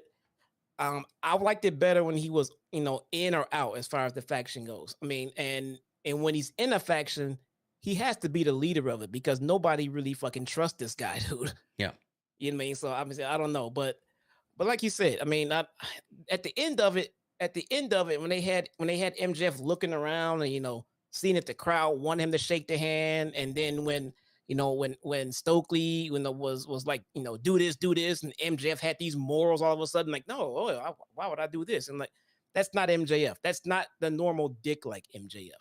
Maybe it's going somewhere though, I want you guys to pay attention to when MJF wrestles. MJF is a rarity in the business because not only is he the best promo in the business, he wrestles exactly, and this is why I was saying this to myself. He's going to be a rich man if WWE gets their hands on him. The style that he wrestles is such a great style for AEW because, outside of the veterans like a Jericho and a Bryan and a Moxley, MJF is right there because he's not doing the flips. He's not doing the dives. He's not doing the fucking crazy shit. No. He actually tells a fucking story in the ring, and everything he does has a meaning. And everything he does has a purpose and an end goal. That's why everybody loves MJF. Watch him next time he wrestles. He slows the shit down. He slowed the match down with something that I shit on WWE for all the time, a fucking chin lock. You know what? Yes. I looked at the chin lock tonight. I'm like, there's the chin lock, but MJF's doing it. I don't really mind it because we don't really see that in AEW. And he does something else extremely well that is very, very, very underrated. He sells. Yes. He sells so and he bumps around. Well. He bumps around for the guys that have that big offensive move. He was bumping around off the tope to the outside. He threw himself into the fucking barricade. You don't see people doing that. Yes, and the fact that he has nuclear heel heat, where a crowd likes to see him get his ass kicked, and shit like that. When he sells and when people see him getting his ass kicked, that again, that also adds to the sell job. Like, finally, someone slapped this guy in the fucking mouth. Jesus, great, fantastic. And he's selling it, and people love that shit. And everything he does comes back to his heel work and mic work, even his in-ring work. So it is so he's getting better every fucking time we see him, man. Max, we love you fucking prick. We love you over here. Yes. JAS was backstage. Daddy Magic and Angela Parker said that Garcia has thrown away everything that they have given him. Jericho said that Garcia is a child and that Jericho taught him everything he knows. So they are building up for the main event later tonight on Dynamite. We go right into a Jay Lethal versus Darby Allin match, which I thought was very good. More Jay Lethal. I've said this several times. More Jay Lethal on my TV screen, please. I wish he was a part of the AEW roster, not more so of the Ring of Honor. Yes. But, I mean, hopefully we get some situation where we do get Ring of Honor TV and we can fucking disperse the rosters so we know who's who and where they are. But this match, no rhyme or reason why this match was happening. Just two very good pro wrestlers thrown out there on the anniversary show. But they may be teasing, Jesse, Lethal breaking away from Satnam Singh and Sanjay Dutt. How do you feel about that? And do you think this would do Lethal a little bit better by him going solo and distancing himself from these two geeks? Yes, I mean, please do. Sanjay Dutt is a little bit of overkill when it comes to his character work and shit like that. I mean, it's a little overkill. I mean, it's just a little too much. Satnam Singh, I don't need to say anything. I mean, self-explained, man. There's a reason why he hasn't had a one-on-one match yet. Yes. I mean, I don't have to say anything, man. He is the AEW version of Omos, dude. So, yes, and Jay Lethal does not deserve to be in that faction with those guys. If they're using Jay Lethal to try to get this faction over, that's a fail because they're still trying to get Jay Lethal over within himself. And I mean, and he needs to be over because the guy is fucking awesome, man. I mean, get him in the mix with the day oneers and the big guys over in AEW. Like you said, get him away from this Ring of Honor stuff. He needs to be in the mix with everything else going on. MJF, Hangman, get him out there. Get him out there in the fucking mix, man. Get him away from this shit. I was gonna do some more sound effects, but I said fuck it. Satnam Singh is so trash, man. I mean, like who wants to, like, just get it away, get it off TV. Seriously, just Jay Lethal should be in the TNT title hunt. Honestly, he's good enough for a world championship, but we're not there yet. Ring of Honor needs to just fucking do its own thing and just get off AEW television. Lethal, he's in there with Darby Allin. Allin suckered Lethal into a guillotine and a scorpion death drop. Lethal regained control by chop blocking the leg out from Darby, who was going for a springboard. Allin went up top. Lethal hit a super dragon screw out of the corner, which looked great. He then followed up with a figure four. Allin got the ropes, broke the hold. Lethal went for the lethal injection. Allin ducked, and Lethal landed right on his head, which looked ridiculous. Thank God he's all right. Allin responded with a code red for 2, went to the top rope, spotted Sanjay Dutt and Satnam Singh. Lethal told them to go to the back as he had his back turned to Darby Allin. Allin nearly got a roll-up from behind for a 2 count. Allin followed up with a Last Supper for the 1, 2, 3. Good match. It was not as crazy as you would expect from a Darby Allin match, but that's what Jay Lethal brings to the table, and I appreciate that. Lethal was going for the leg most of the match. They told the story there. Post-match, Allin again offered his hand for Lethal to shake it, telling Lethal that he didn't need Sanjay and Satnam Singh, and Lethal took a little bit to decide whether or not he wanted to shake Darby's hand, but ultimately, Darby slapped him in the face, and he shook his hand forcefully and stormed to the back, and that was basically it. So I don't know what the story is here that they are going to tell with Lethal and Darby Allin, but I quite like it. If Lethal is going to be showcased more on AEW Dynamite and away from these two, that's a thumbs up move in my book. I agree. We got the Embassy video package shown here. Prince Nana reintroducing us to the Gates of Agony and Brian Cage. More Ring of Honor stuff on AEW Dynamite. Said Brian Cage will become the TNT champion tonight. No, he will not. No, he will not. No, he should not. Though he should be on TV. But we got Wardlow defeating Brian Cage with Prince Nana to retain the TNT championship. This was a very good match between these two big guys. Exactly what the TNT title needs. Cage tried to start quick here, but Wardlow delivered some shoulders. He went right for the midsection. Both men collided in the center of the ring. Neither guy went down at all. This led to fists being thrown here between Wardlow and Brian Cage. Wardlow brought the crowd into it with a snap Hurricane Rana, which looked great. You don't expect that from Wardlow, but he did it. Cage responded with a head scissors of his own.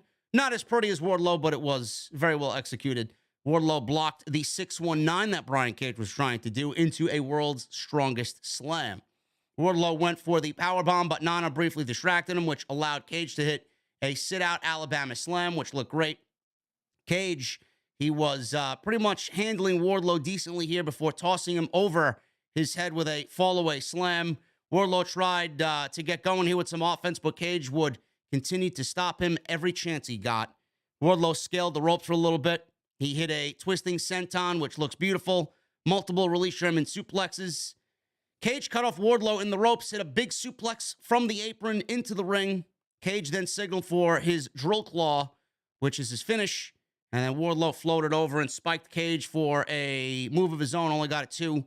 Cage countered a wind-up lariat into a huge move, and then went for a powerbomb. Wardlow escaped with a big-time headbutt. Wind-up lariat from Wardlow led to basically the end of the match, which was the powerbomb symphony. 1 would have been enough, but Wardlow kept feeding the crowd. 2 led to 3, 3 led to 4, and that was pretty much it for Brian Cage. 4 powerbombs, and that is enough to retain the TNT title. Post-match, Toa Leone and Khan, rest of Gates of Agony, hit the ring to attack Wardlow. Samoa Joe ran out for the save. So we got the team of Warjo outnumbered 4-on-2 until FTR's music hit. Crowd went crazy. This sent the Embassy retreating out the opposite side of the ring. FTR to face off at the Gates of Agony, and this is leading to a match on Friday in the second hour of Rampage, which Tony Khan is titling Battle of the Belts 4. So that is pretty much what happened here, and that's going to lead to Friday. FTR, Jesse, I don't know if you've seen the story. They were wrestling the Aussie Open, Will Ospreay's guys, in a New Japan Tag Team title match that Dax said was the best match that they had all year. They obviously won, and then Dax got on the microphone, and he didn't really blast Tony Khan, but he put out a statement to Tony Khan saying that, you know, we're still on the contract for AEW. Book us, brother. I wonder how much of this actually led, or how much of that actually led to this tonight, where FTR made a return to AEW television and a surprise appearance here, getting a match on Rampage. Well, let's see how it goes. I mean, it feels like FTR is just kind of hovering at the same, as at the same time. I mean, what's going on with these guys? They got all of these fucking titles and no AEW titles. No. What is going on, man? I mean, what the hell? Why is a team like them just cooled off out of nowhere? Like after they were so hot, like why would you stop that? I mean, seriously, they need to be in the face of the Acclaim. Yeah, unless there was a real injury there to Dax, which I would understand. But I mean, for the amount of time, the match that they had it all out was a waste of a match. And obviously they're still. I mean, if they're wrestling at the capacity that they are with Aussie Open, I mean, clearly they're okay to go. But why were they cooled off so badly? Well, you're asking a very rhetorical question that applies to so many people on this roster right now. I don't understand it. I don't get it. I don't fucking get it, man. You say at the top of the show, like, we know that TK knows how to book a show. Okay, maybe he does, but at the same time, does he have a plan to rotate this stagnant roster? Does he have what I'm saying? Why have we been looking for Wardlow? Why is FTR not in the AEW tag title hunt right now? Are there injuries? Okay, I don't know. What happened to Scorpio Sky? Is he still hurt, or is he back cleared and now waiting in limbo like others are? I mean, what is going on? I don't know. I mean, I don't really understand it. He's got to have a reason. I don't know what the reason could be, but the reason why we watch these shows is to see our favorite guys, and they are at the top of the fucking list. So we want to see them. Now, it doesn't have to be weekly, but I mean, they're the fucking tag team champions of multiple promotions. Why aren't you featuring them? I don't know. I don't have an answer for that. So more FTR, please. They should not be held in the back because of political reasons. Whether that had to do with the Young Bucks or whatnot, I have no idea, but they need to be on TV on a more regular basis. So does Wardlow and guys like that. It's inexcusable. Inexcusable. It is. Britt Baker, she was backstage from earlier today telling fans about Saraya.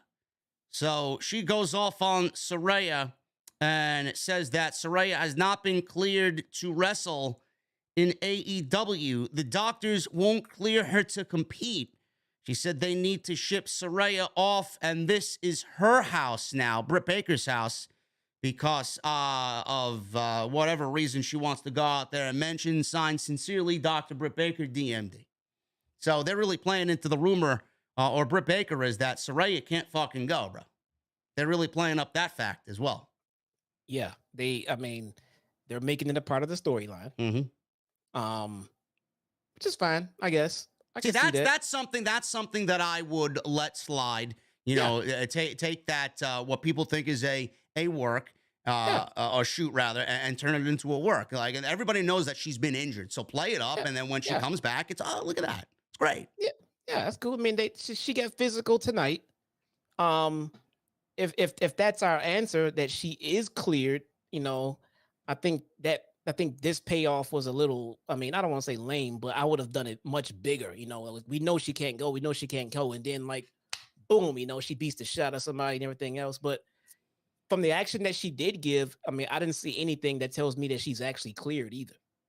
She gave a bunch of offense. She didn't take any bumps. That's the big thing. She didn't take any bumps.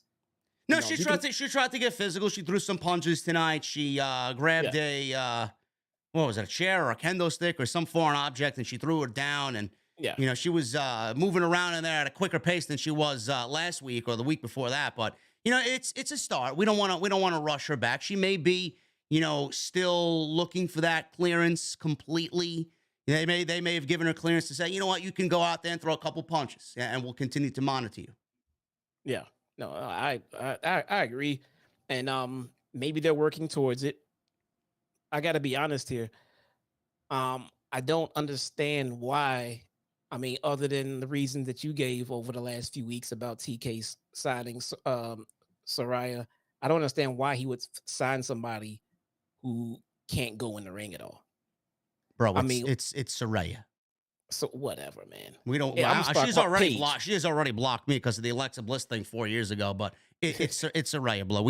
We don't need you blocked. Okay. It's Paige. It's fucking Paige. Right? It's Paige. I mean, I'm being nice here. I'm not gonna go into the other shit I remember from years ago on social media with her, man. What was his name? Yeah, we won't mention him. We know who. I mean, we're not gonna get into the. Oh, okay. I'm not doing it. I'm not doing it. Not doing it. I just looked at her Twitter profile and I'm not blocked. I'm not gonna get Good for you. it. I'm blocked. I'll probably never get unblocked, but it is what it is. Stranger things have happened. Seth Rollins and Baron Corbin unblocked me, so anything is possible. We're gonna move on, bro. It's a new day. I mean, okay. That's it. Sorry. All right. This sorry. fucking guy. Right. So Saraya's out there. She is. I don't know what they're doing here. It's almost looking like. I don't want to say it is because I don't really know if it is, but I'm gonna say what's on my mind anyway. It seemingly looks like, bro, that, and I agree with you. If Saraya is not wrestling, I don't know why she's in here. I don't know why. I don't know why you signed her to the type of money that I know you signed her for. I don't know why she's in here if she's not going to wrestle, because right now the division is getting a little bit more spotlight with her there. Yes, but you can't really build anybody by her standing on the outside and fucking being a fill-in GM for the women's division. It's not going to happen. No. Nobody's going to be watching Dynamite in the women's division because of Saraya now being the overall fucking authority in the women's division. It's not going to work that way. No, it's lame, bro. It's lame. So she's out there, and what I was about to say is, we got this damage control thing on Monday night with Lily the doll over there, right? And we got Bianca Belair and Asuka and Candice LeRae. It seems like Tony Khan is building his own little women's warfare over here, bro. I don't know if it's the same thing or whatnot, but maybe Tony Khan's trying to one-up little Paul Levesque over there. I'm starting to believe him. Contrary to what people might think, we don't always agree on everything around here. We bicker back and forth on text messages about a lot of different things. I might be sitting at home listening to one of your live streams I'm not on, and you'll say something. I'm like, oh, no, I don't agree with that here and there. And one of the things that you said is that TK hired, Paige, just to keep her away from, Triple H. And when you initially said it, I was like, I don't know about that, bro. I don't know about that. But now, yeah, I'm starting to come around to that theory, though. I'm thinking you might be onto something, because what else was she hired for? To sit around and be a fucking cheerleader on the side of the ring? Yeah, that's not going to get anybody over. I mean, if you think that's going to get somebody over, I mean, that's just fucking ridiculous. And you should not be talking about pro wrestling. It's not going to get anybody over. You can put anybody out there. It's the same fucking thing. No. I don't know. Maybe, again, maybe he's not, giving us everything at one time. Maybe this is one of those times where we have to let it play out. Maybe we'll see. Maybe she's on a bump count. Maybe she's only gonna do matches at pay-per-views. That could be a thing as well. And I could understand that, and I could appreciate that, as well. That's fine. But it just seems like she's not out there to do anything but just be a name. We know who she is. We respect what she's done for the women's division as a whole. But that's not gonna translate to AEW television. She needs to be able to fight. And I don't want to, who knows what Tony Khan's reasoning was. It certainly looked like that on the surface, just because of all the talk of like everybody's praising Triple H and all this shit. So it might have been something that he went out there and did as a ha ha ha. I got your women's revolution now, and no matter who you want to bring back, you ain't bringing back her. I said it in the moment, but if you go back and listen to Triple H before. When he was still in charge of TakeOver and NXT, and he was doing those media calls before and after the show, he did mention Paige at one point. So I don't know, somehow she got brought up. I think she got brought up when people were talking about Bryan coming back from the neck injury or the concussions and Edge coming back. Can Paige do the same thing? And he mentioned something along the lines of, yeah, Paige, we'll see. It's always a possibility. And then he threw some snide remark out there that she may have children out there that she may not even know about, insinuating that she's a whore. So it's like, I don't know if she was pissed off about that for all these years, but that's the type of comment that'll land you in some fucking hot water. And Triple H had to backtrack on that and apologize for it. Well, fuck, dude. If I gotta look at fucking leaked videos of people, okay, all right. I'm done. Can she be a revolution for AEW? Yes, but not in a capacity of her being outside the ring and being a fucking manager for Willow Nightingale. It's not going to happen. No. So we got this match. This was a very good match. I'm not going to take it away from the ladies. This was a very good match. The ladies have been getting a lot more TV time. They killed it tonight in this 6-person tag team match. The one thing I did take away from this is Jamie Hayter continues to get chant after chant after chant in the arena. She's the when one. she comes out, she's kind of opening up to it. How long do we have to wait before she is split from Britt Baker? Because it's becoming more and more evident that it needs to happen on a weekly basis. And, you know, I don't know how long Jade Cargill is going to go. She's going 39-0 on Friday against Willow Nightingale. Willow Nightingale ain't beating her for the TBS title. Do we get to 40? Do we get to 50? When we get to 50, who's going to be that person? I don't give a shit who it is on Tony Khan's list. If it ain't Jamie Hayter taking that title from Jade Cargill at 50-0 or possibly sooner, I don't know what the fuck he's doing. It needs to be Jamie Hayter, point blank, period, at this point, if Chris Statlander is not going to be back in time. It doesn't matter. It doesn't matter. Chris Statlander has lost a little momentum because of her, absence of her injury. But that doesn't matter because we can incorporate Stat into the mix of that title when she does get back. Jamie Hayter is the one, man. And what I would do, I would go ahead and get that match going with Jade and Jamie Hayter. Have Jamie Hayter come out on top, win it, and turn Jamie Hayter completely babyface after she wins it by having Britt Baker attack her out of jealousy of her being a champion and she's not. And then we start the Britt Baker, Jamie Hayter feud over that title. Yeah, I like it. I like it. It needs to happen. Anything. The whole point of this is how do we get Jamie Hayter elevated, and then continue to elevate her in a babyface role. Have her win the title. Have Britt Baker become jealous. Have Britt attack. Have Jamie Hayter beat Britt Baker in her first big major feud in title defense, and you're off and running. You got a new star right there. It's all about making new stars, and that's the right way to go. Jade is already a star. So she's bulletproof. If she loses the championship, she'll be going for the fucking big one. It doesn't matter. It's time to make new stars, and you got one in Jamie Hayter. And I think if Tony Khan does not see this, he's foolish. Yeah, and the problem is Jade is actually losing momentum right now because her run has become stagnant. It's just become at this point we're just looking at like a Lane Goldberg streak, or the people that she's beating mean nothing. Nobody is expecting Willow Nightingale to win anything. No.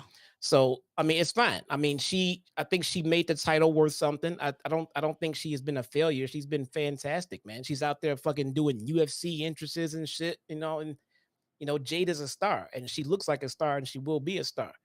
But I think it's high time to have her use that momentum to put someone else over, like a Jamie Hayter. And let's build that star up, and we can move Jade on to other things. I mean, Jade is not going to be broken because she lost that title. No. To Jamie Hayter, no. She's one of the most legit women in the division. Yeah, she'll be fine. So we got a great 6-woman tag team match here. Storm and Deeb continued their stuff from last week, which was great. Storm hit a sweet chic music. I guess this is what makes Juice rock hard, bro, huh? Oh my Jesus Christ! Stop. I had to say it, man. Good old rock hard, Juice Robinson, man. Every time she does that, it just feels like it's just too much.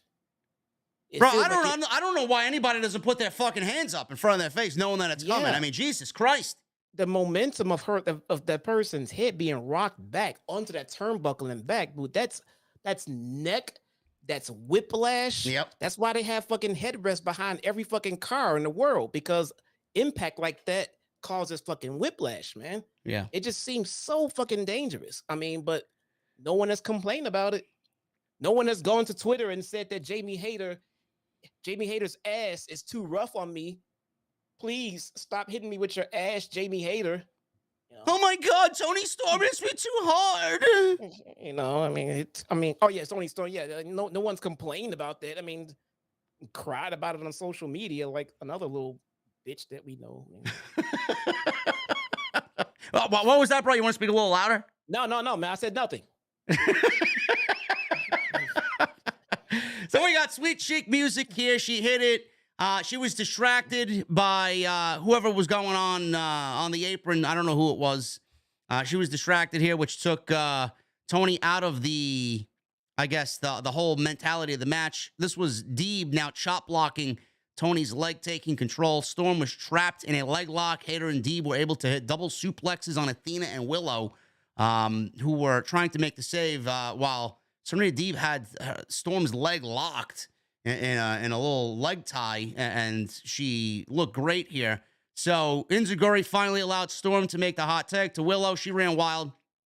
Deeb cut off Willow, choked her in the ropes. Rebel pulled out a crutch from underneath the ring. That's what it was. It wasn't a chair. It wasn't a kendo stick. It was a crutch.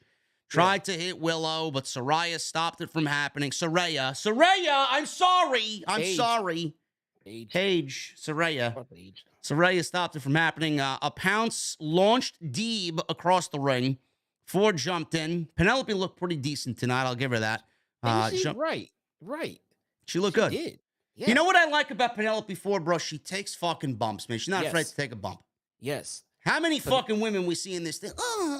And it's like, she's like, you're fucking breaking a finger. Penelope Ford gets in there and she fucking bumps around. I love that. She did. She takes bumps. She didn't botch. She looks crisp. Her offense looks pretty good. Yeah. I thought I was the only one noticing this. I'm like, I didn't say anything. And as soon as you said that, like, right. And I saw that shit too. It's not just me. Penelope has been working in the fucking ring. This is the biggest role she's been in for how long? I mean, hopefully she's putting the work in. Yeah, exactly, man. I love it. Very nice. So for gimmick looks good. It kind of feels like they're dropping the ball on what they're doing with it. But Kip Sabian's new look looks really damn good. I almost want to see Kip be Penelope's fucking manager now. Yeah, Kip looks good. Yeah. Ford did this Matrix like maneuver. She bent backwards and then she was like falling over backwards and then she transitioned into a cutter because Willow lunged at her, which looked great. So that was a great ring presence like maneuver by Penelope Ford. She was off balance. She knew that she seen an opening. She seen an opening and gave her Willow a cutter, which looked great. Saved the whole spot.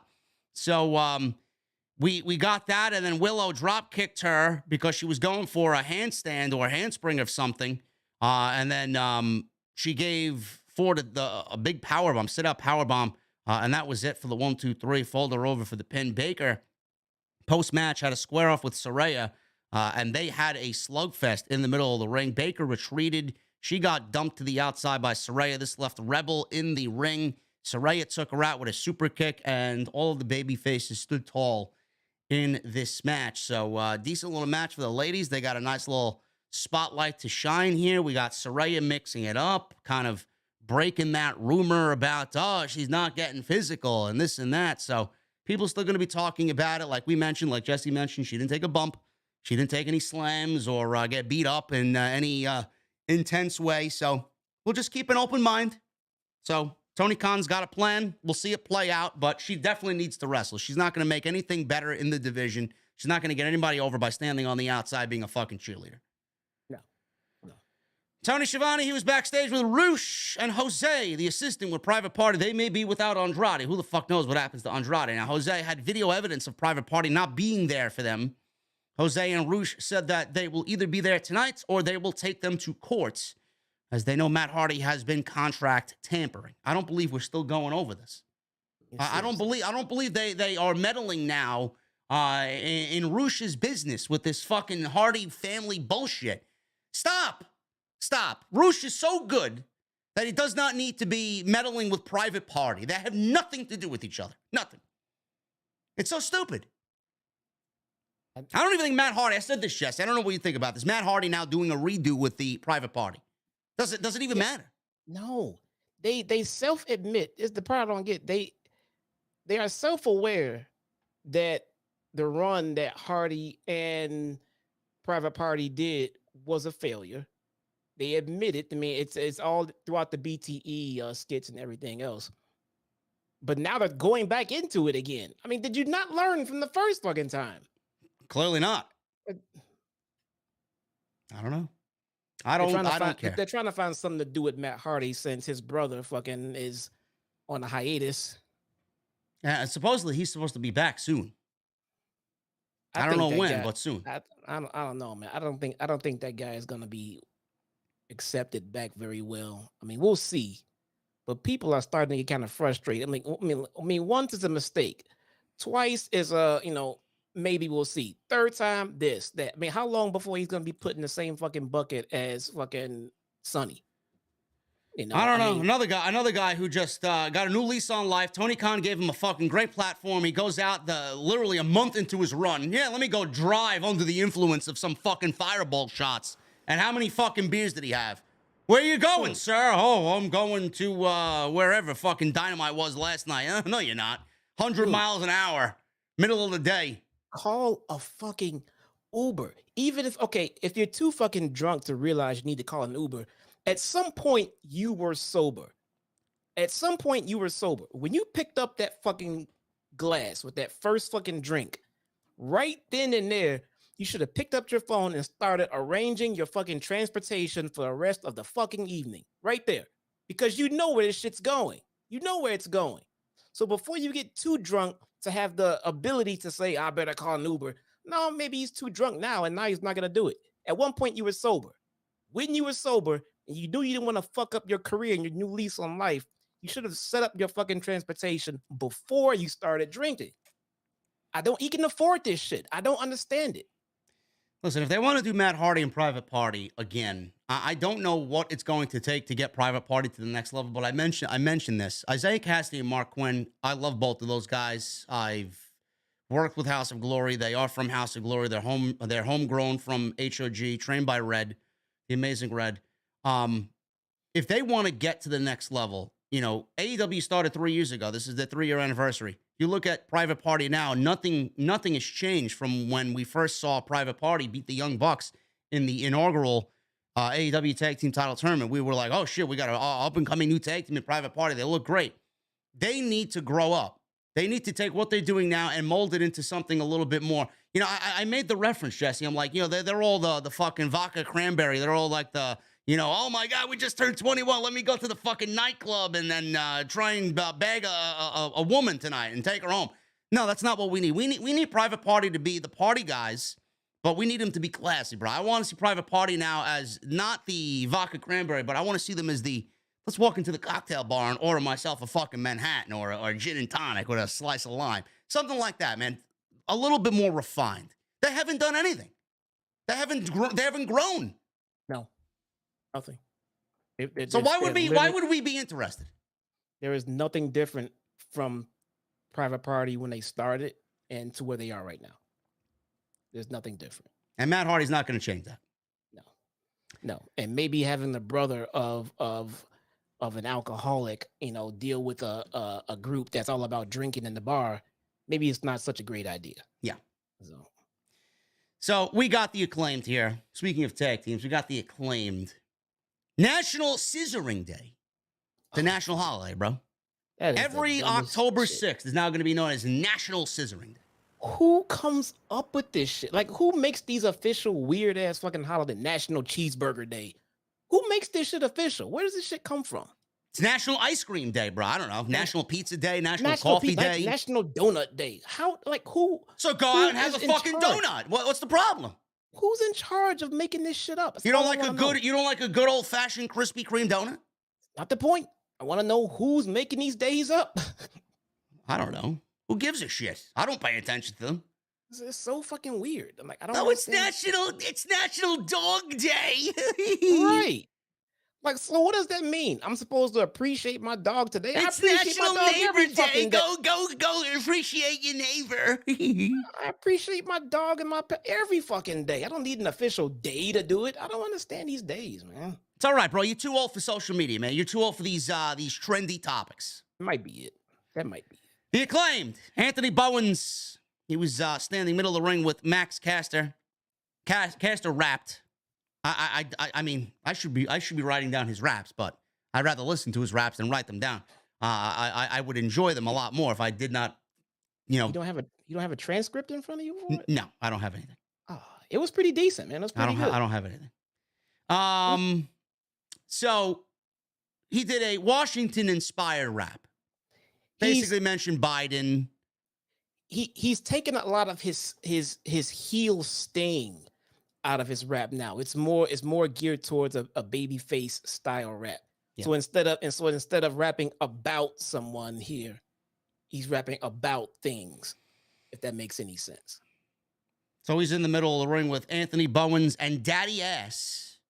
So they are going over National Scissoring Day, and the first thing that they mention on the list of priorities is they have the #1 shirt on AEWshop.com in all of 2022. That's incredible. That is awesome, man. That is incredible. I do not have one yet. I should buy one. Yeah. He said that AEW stands for Acclaimed every Wednesday. He said that scissoring was trending all day and that it is a handshake amongst friends. He said that the Acclaimed are the tag team of the people. He said that Keith Lee and sneaky Swerve Strickland should never be champions again. Billy Gunn then got on the microphone and says he went to City Hall today and he was asked to give the Acclaimed the scissors of the city. Max Caster then asked everyone to scissor their neighbors in the crowd as if they are in church and they're giving a sign of peace to everybody in church. So Max Caster asked everyone to scissor their neighbors in the crowd. Caster says that he wanted to talk about greatness. He said 40 years ago, his father won Super Bowl 17 with the Washington football team. He says, the Redskins. What were they? The Redskins back in the day? What are the Redskins? The football team. Yeah, they're the Redskins. Well, no, now they have a name. They're not a football team anymore. I think they're what are they? Not the Generals, but something stupid. Oh, like Cleveland is now the Guardians. Yeah, Cleveland Guardians in the MLB. Yeah. What about a chat? What is Washington now? The Commanders or something like that? Yeah, that may be it. The Commanders. Yeah, Commanders. Yeah, Commanders. Yeah. Because they were the Redskins and they were the Washington football team. Yeah, I seen some people a couple of weeks ago come down on the Braves. They were like, "Oh, we got to get the Braves game, Shane." No, you don't. No, you don't. The fine American Indian people. They love the Atlanta Braves. They don't want to. They're coming for your team, man. No, they're not. The snowflakes are coming for your fucking team, man. Fuck off. Changing my team's name. Fuck out of here. Washington football team. He said his dad wears that ring with pride every day. Said the DC people represents the best and the worst of the United States. And he says that there is no red or blue, just pink. He says everyone looks good in pink. So they tried to do a final scissor, all three of them, and Swerve Strickland's music hit. He comes out. He says this is the dumbest thing he's ever seen. He says that kids will be suspended with gestures because of Billy Gunn, just like 25 years ago. Swerve said next week in Toronto, he would take out Billy Gunn in a singles match. All of a sudden, Mark Sterling, I felt like Mark Sterling was going to ruin this segment. Thank God he didn't. He came out for absolutely no reason, said that Swerve was an idiot. He said that Acclaimed needed him because he can only beat Swerve. The Acclaimed said no, and they teamed up and took Sterling out and basically beat him up as Bowens gave him a leg drop. He basically scissored Mr. Sterling here off the top rope with a leg drop between the legs. Billy Gunn accepted the fight with Swerve, then all three scissored at the end of the set. This was so fun to watch everything about this. I loved every minute of it. Yeah, I loved every minute of it. And, you know, a lot of people are not talking about Swerve, man. You know, Swerve, you know, he's going to be, if they allow him to be, and they give him TV time, which I hope that they do as a single, he's going to be a great heel. He's going to be a great heel. And his body language, man, and his mannerisms, he's got, I don't know what it is with him, bro. The way he is, I could just envision him and the body language and the way he conducts himself getting underneath the skin of the fans, that it's going to be a great fucking heel run. He's great. I already know where you're going with this. He looks like a fantastic prick. Yeah. I like it. I like that he's coming out without Keith Lee when he does this heel shit because Keith Lee is a babyface. Keith Lee has to be a babyface. We just love him too much. And Swerve coming out with that mannerism and that body language and that fucking that annoying ass shit-eating grin he has with his fucking gold teeth showing. I love it. I love everything about it. He's gonna be a fantastic heel. It's gonna be a great match with Keith Lee too when that split inevitably happens. You know, I love everybody. Oh, he needs to go back to WWE and form a Hit Row. That would be so beneath him right now. Look at where Hit Row is and look at where Swerve is right now on his own. Why would you want that for him? No, fuck that. Come on. That would be terrible. And he knows it. He loves those guys. I'm sure he knows them, and they're fine with each other. But he knows, like, that would be a downgrade from where he is now. Give me a break. We got Death Triangle versus Dark Order announced because of Andrade and Sammy Guevara getting into a fight. Trios match for the titles. Madison Rayne and Sky Blue were backstage. They were interrupted by Anna Jay and Tay Mello. This was a match set up for Rampage. I won't be watching. I don't care. I just don't care. Sounds like a dark match, if you ask me. Come on. Sky Blue, though, she could be on my TV. That's fine. Oh, she can be on. Wait, I just saw my wife in the chat. Fuck. Hold on. Let me take. Let me see if she's still here.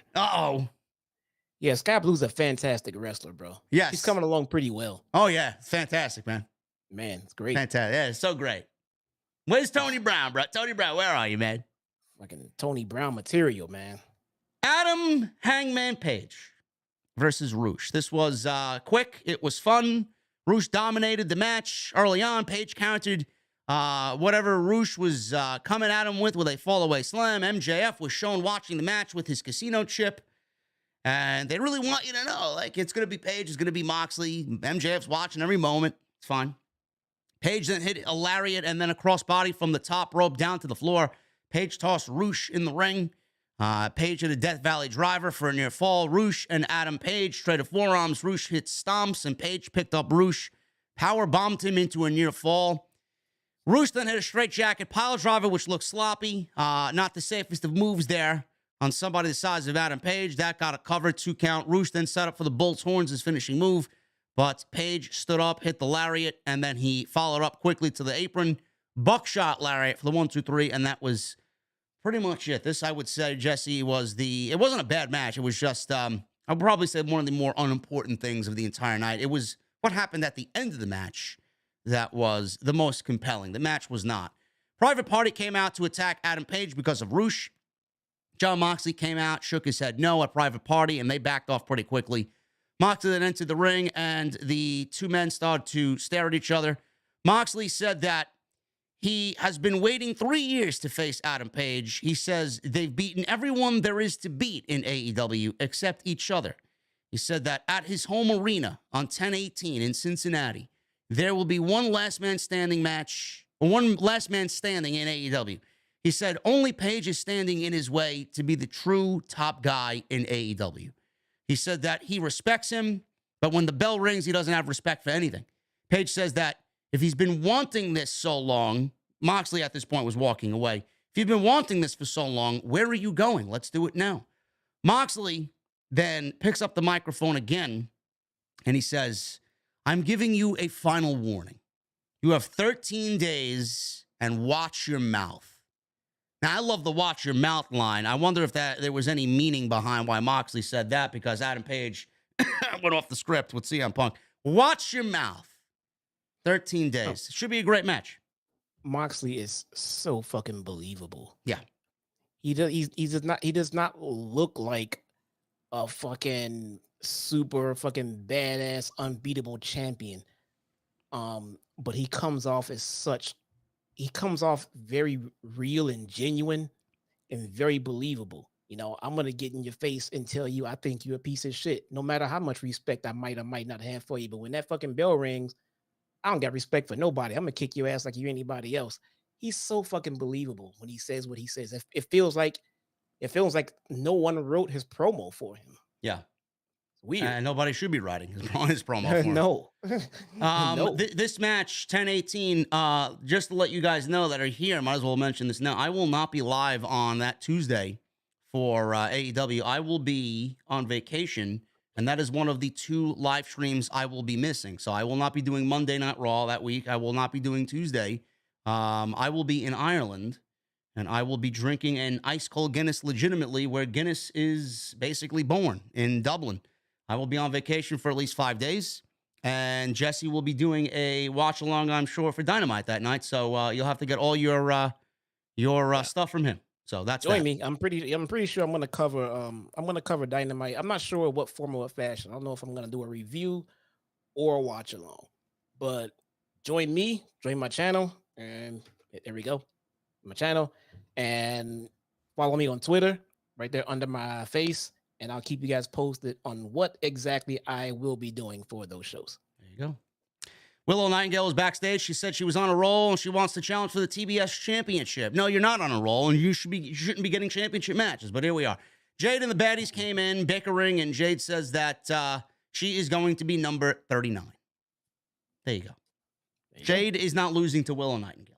No, but I do like Willow Nightingale. I think she is. I think she's very good. Yeah. Yeah, I think she's a very good addition to the division. I think her personality is very infectious. Yeah. And she's very decent in the ring. So, I mean, she's not world title material right now, but you don't have to be main event material to be a great addition to the division. So I like everything about her right now. Luchasaurus. He destroyed Fuego del Sol. Pretty much big choke slam for the win. 1, 2, 3. This match lasted maybe 30 seconds. Maybe. After the match was over, Jungle Boy saved Fuego with a chair shot to Luchasaurus. They retreat, meaning Luchasaurus and Christian Cage is out there with his arm in a sling. Jungle Boy said that he was his best friend, and he chose Christian Cage over him, and he broke his heart. He said that he's going to break his bones, his hand, his fingers, his arm, his leg. He's going to break every bone in his body, and he told him to pick the time and place and when he would be ready. So Christian Cage got on the microphone and said, I told you not to show up here this week, but you did anyway. You want to do the match. You're not going to get it in Washington, D.C. in front of all these losers. It's going to be in my hometown next week in Toronto, Ontario, Canada. So we got Jungle Boy versus Luchasaurus with Christian Cage in Luchasaurus's corner. I can't see how Jungle Boy beats Luchasaurus here, bro. I can't. Nah, me either. I mean... So I just hope that they keep Jungle Boy looking strong in the lead up and the build up to that match. You know, have him standing tall, all that shit, and just have him look good in the match. But yeah, Luchasaurus needs to win. So I like how Christian Cage is, you know, the mouthpiece for Luchasaurus. Yeah. But I mean, I don't know. This might sound weird. I kind of want to hear more from Luchasaurus. I want to hear him say something in regards to this whole situation. You know, he's just physically there. Like he can't speak at all. Like he's fucking mute. You know, I don't expect him to go out there and cut a Christian Cage level of style promo, but I kind of want to hear from him a little bit, you know? Yep. So we'll see. Yeah, I don't know how they go about this, but I do want to make mention of Jungle Boy's promo tonight. It was short. It was to the point. It was very sweet, but I like the way Jungle Boy is carrying himself on the microphone as of late. I think he's getting a lot better, a lot more comfortable, and he sounds a lot more believable than he did. Even if you want to go back to the beginning of the year, it was not something that we desired to see at the beginning of all of this. But he's come into his own, and I'm really happy with what he's been able to accomplish on the microphone. He sounds good. Agreed. He sounds much better and more comfortable. Yeah, I absolutely agree. You know Alton Brown, the celebrity chef? Yes, I'm a big fan of Alton Brown. Me too. He is a big fan of scissoring, bro. He tweeted out, you know, scissor me, and he added the Acclaim and Max Caster and everything. He is a scissoring fan, bro. Alton Brown is a cool ass motherfucker, bro. Yeah, he is. I mean, his cooking is fantastic, obviously, but I like how he keeps you entertained as he prepares his meals and stuff. He's the scientific chef, man. I always learn something from watching Alton Brown. Yeah, he's awesome. Bryan Danielson and Daniel Garcia versus Chris Jericho and the prick Sammy Guevara in the main event of Dynamite tonight. This was a 15-minute overrun. I could definitely get used to the 15-minute overrun on Dynamite if they want to be awarded that on a weekly basis. I don't want to see him be 3 hours, but 15-minute overrun I think would be great for AEW Dynamite. It felt like a full show tonight instead of being rushed off the air like we usually get. Yeah. But Daniel Garcia and Chris Jericho started the match. Both men actually did the code of honor.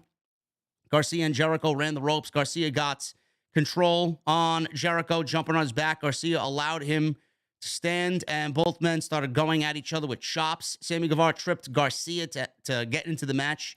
He started to beat down Garcia. Bryan Danielson was tagged in, quickly took out Sammy. Danielson did a backflip, took Jericho out on the outside. He was dominating a little bit. Guevara hit a top rope Spanish fly for a near fall on Danielson. Jericho was tagged in. He continued to beat down Bryan. Garcia was tagged back in, and he faced down with Jericho. Sammy tried to jump in, was taken out by Garcia. Jericho and Garcia then went back and forth with punches until Garcia forced Jericho into one of the corners. Garcia was caught on a running kick, but Garcia countered with a Lion Tamer. Sammy then entered, took Garcia and Danielson out. Jericho and Garcia were once again trading chops. Jericho tried the Lion Salt. Garcia got the knees up. Sammy was tagged in. Garcia put Sammy in a submission, and Danielson did the same. Both men then laid in elbows. Garcia and Danielson teamed up. Sammy countered and took out both men. Got a near fall on Garcia. Sammy tried for the GTH. Garcia countered into a pile driver. Jericho pulled Garcia off of the pin to stop the count. Danielson took out Jericho, and then Jericho slammed Danielson through the announce table. At first, it did not work. He landed on the title, which was on the table, but then he put him through the table with a suplex, took him out of the match. Sammy hit the GTH and punched Garcia after. Sammy hit a shooting star press, but Garcia got his knees up, applied the Dragon Slayer hold. Jericho hit Garcia with the title belt behind Aubrey Edwards' back. Sammy then pinned Garcia off of Jericho's assist for the 1-2-3, and that was the end of the match and seemingly the end of the show. Good match. I'm enjoying the story that Jericho is telling with the Ring of Honor title. I think it's great, but the only thing I did not like in this was Sammy getting the victory after everything that had gone on. Andrade got sent home. Sammy did not. Sammy ended up getting the pinfall in this match, and the victor was Sammy for his team. The only thing that I would have changed here, and I can't imagine it's a difficult one to make, Jesse, is why didn't they just let Jericho get the victory over Daniel Garcia? I mean, he's going to eventually be the recipient of this entire feud anyway. What difference does it fucking make if Jericho pins Garcia and not Sammy? Having Sammy pin Garcia is almost as if it's a big fuck you to everybody. Oh, look, Sammy Guevara, he could get away with anything, including backstage altercations with anybody he wants on the roster. It's just a bad look, bro. It is. Maybe he's just a little tone deaf to this situation, and maybe he didn't anticipate the heat that was gonna come. I mean, I don't know why he wouldn't have. I did. I figured as much. I mean, and I'm not fucking running the show. I mean, I don't know, man. Sammy got fuck you, Sammy chance to start the match, and then there was El Idolo chance happening towards the end of the match. So when people start to pick up on this, it ain't gonna be good for Sammy Guevara. It's not. No. It's not gonna be the right amount of heel heat. It's gonna be basically go away heat. Yeah, man. It's not gonna play out well. It's not gonna play out well for Sammy. I don't know how else to put this. I mean, this stuff is going to be detrimental to Sammy Guevara's career, his career. Because unfortunately, wrestling fans, I mean, they have a tendency to not forget shit like this. I mean, they got to fix this. I don't want to see the guy just get, buried and everything else. But I mean, but TK just needs to stop this favoritism. Yes. Treat him like everybody else. Treat everyone the fucking same. Zero tolerance policy when it comes to shit like this. And if you're involved in it, then you're also a part of the suspension or whatever the discipline is. I mean, he has to stop this shit, man. Honestly, Andrade may have fucked up, but Tony Khan should not be throwing that type of thing in Andrade's face because he fucked up. And then he let Sammy get away with it by giving him a spot on the TV show, not taking him off the show, giving him a spot on the TV show, and then having him get the victory in the tag team match tonight. It's like, bro, if you want to treat Andrade like that, then you're going to have to treat Sammy like that. I mean, the favoritism is ridiculous. And I love what TK is doing, and I'm a fan of Tony Khan. Don't get me wrong, but, I mean, just as a fan looking at it from the outside looking in, it's not a good look. Sammy Guevara deserves the consequences as well, just not Andrade. I don't know, man. I'm tired of it, man. I'm tired of talking. It's just, it's high school bullshit. It's all high school bullshit. It is, man. And I mean, again, TK is doing Sammy no fucking favors. No favors. People are tired of watching their favorite wrestler get fucking disciplined and suspended and fucking reprimanded while this little prick walks around smiling, kissing his fucking hot fucking wife, and pretending like everything is fucking. I mean, please. I mean, Can you imagine? Can you imagine? Like, again, Vince was a complete prick and an asshole, but you know, you look at the way Vince had that locker room fucking, you know, on notice. Like that would never be a thing in the WWE locker room. Not under Vince, and certainly not under Triple H, because they respect him. But the order and the fucking outlaw mentality that is just WWE and AEW, it's just night and day. Like, I don't know why all this shit just gets kind of swept under the rug. Like, do they want it that way? Why would they want it that way? And why aren't the things being done and the steps being placed in order to dumb this shit down and stop it while it is able to be stopped and not let it get to a point where it got today? I don't know. Anyway, guys, I appreciate you. Thank you so very much for all of your support. We had a great show tonight. Jesse's back. We had a great discussion. We got great support via the super chats, which we're going to go over in a second. Make sure you guys hit that thumbs up, man. We got 1,000 likes. Thank you so very much. We hit the goal. Memberships are open. Get them on in. We're going to get you those emotes, man, when you sign up. Become a channel member right here on OTS. And go check out all the other content that you might have missed on the channel. I will be at the New York City Comic Con tomorrow. If you guys are going to be there Thursday, I'll be there all day, man, until about 6 o'clock or so. So make sure you guys come on out. If you see me, say what's up. Let's get into the super chats. Let's start at the top here. We got Joseph Taylor. $3 super chat. JD, Jesse, favorite Shawn Michaels match? Favorite Shawn Michaels match? I would probably say the 2002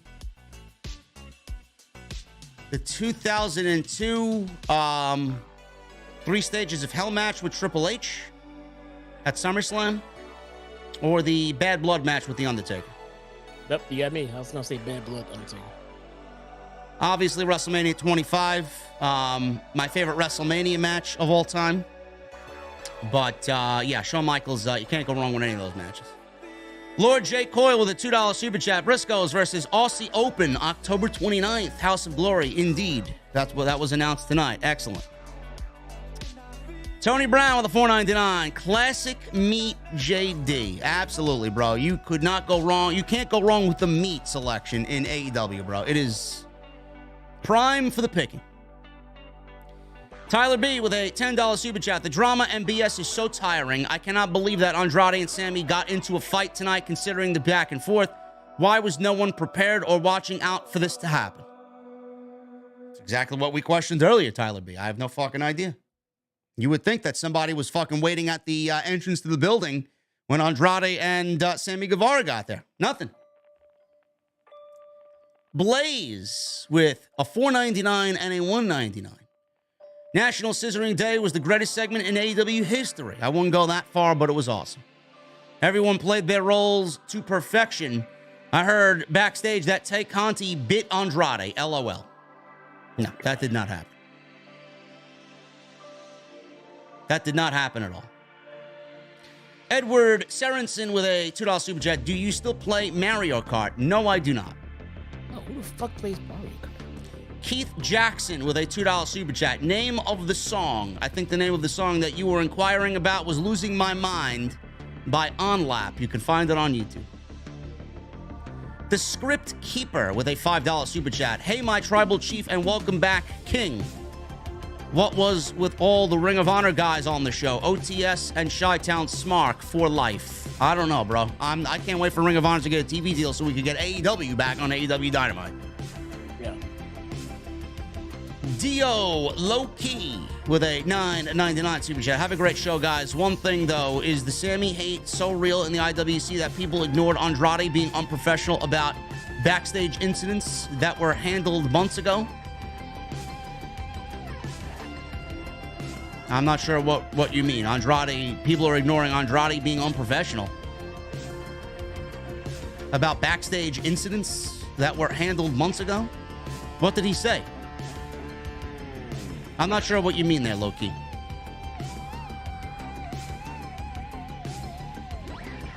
Nicholas with an 11-month recommitment to the VIP club, man. Thank you so much. Tony needs to stop the backstage fights. Indeed. I don't know why he hasn't. Blaze, 199. I heard. Yes, we got that one. I'm sorry. Michael Partham with a 3-month recommitment. Thank you, Michael. Who should take the title from MJF after he wins it? Wardlow, Kingston, or Danielson? Does Hayter break from Britt first or win the TBS title before? MJF hasn't even won the title yet, so when he wins it, he's holding it until he has a contract negotiation. Wardlow would be my pick, and Jamie Hayter should win the title first and then split from Britt Baker. Fantasy Kid with a 10-month recommitment. What's your thoughts on the Mustang Dark Horse? I might try to get one. Bro, I saw it yesterday. It looks fucking beautiful, man. I don't know how much that thing's going to cost, but I would love to upgrade to that, yes. Muscle cars are becoming a thing of the past, though, man. I don't like it. Unfortunately, they are because of the gas. Yeah. Keith Jackson with a $2 super chat. Name, we got that one. I'm sorry. Oh my God, it's Roosh 2213, 9 months. Thank you, brother. Comic Book Bob becomes a new member. Thank you, Comic Book Bob. What are you drinking, man? Philip Newton with a $4.99 super chat. Despite the BS backstage, it was a fun show. Wardlow and Brian Cage was epic. I'm glad you are back, Jesse. Appreciate it, man. Nick Williams with a $1.99. He leaves me a number 1. Thank you, Nick. Drew Gilmore, what is up, buddy? 2 months. Hey, JD, welcome back, Jesse. I may only be a 2-month member, but I've been an OTS fan of VIP for well over 4 years. Indeed, you have, bro. Proud to support the king of the IWC. When I get down to Orlando one of these days, man, you, me, Kedrick, drinks. Woofness Way with 17 months. The dynamic duo back together, a killer show and a cold beverage makes for an awesome night. OTS for life. You know it, brother. Tyler with a $4.99 super chat. We all love you, Jesse. So glad you're back. OTS for life. So much, man. Vincent Tarantini with a 5-month commitment to the VIP club. Welcome back, Jesse. The dynamic duo is back. Can't wait to be at Dynamite 10/26 and Raw 11/28 in Norfolk, Virginia. Should be good, bro. Enjoy yourself. Philip Newton with a $1.99. Taco Mania is running wild, brother. Taco Mania.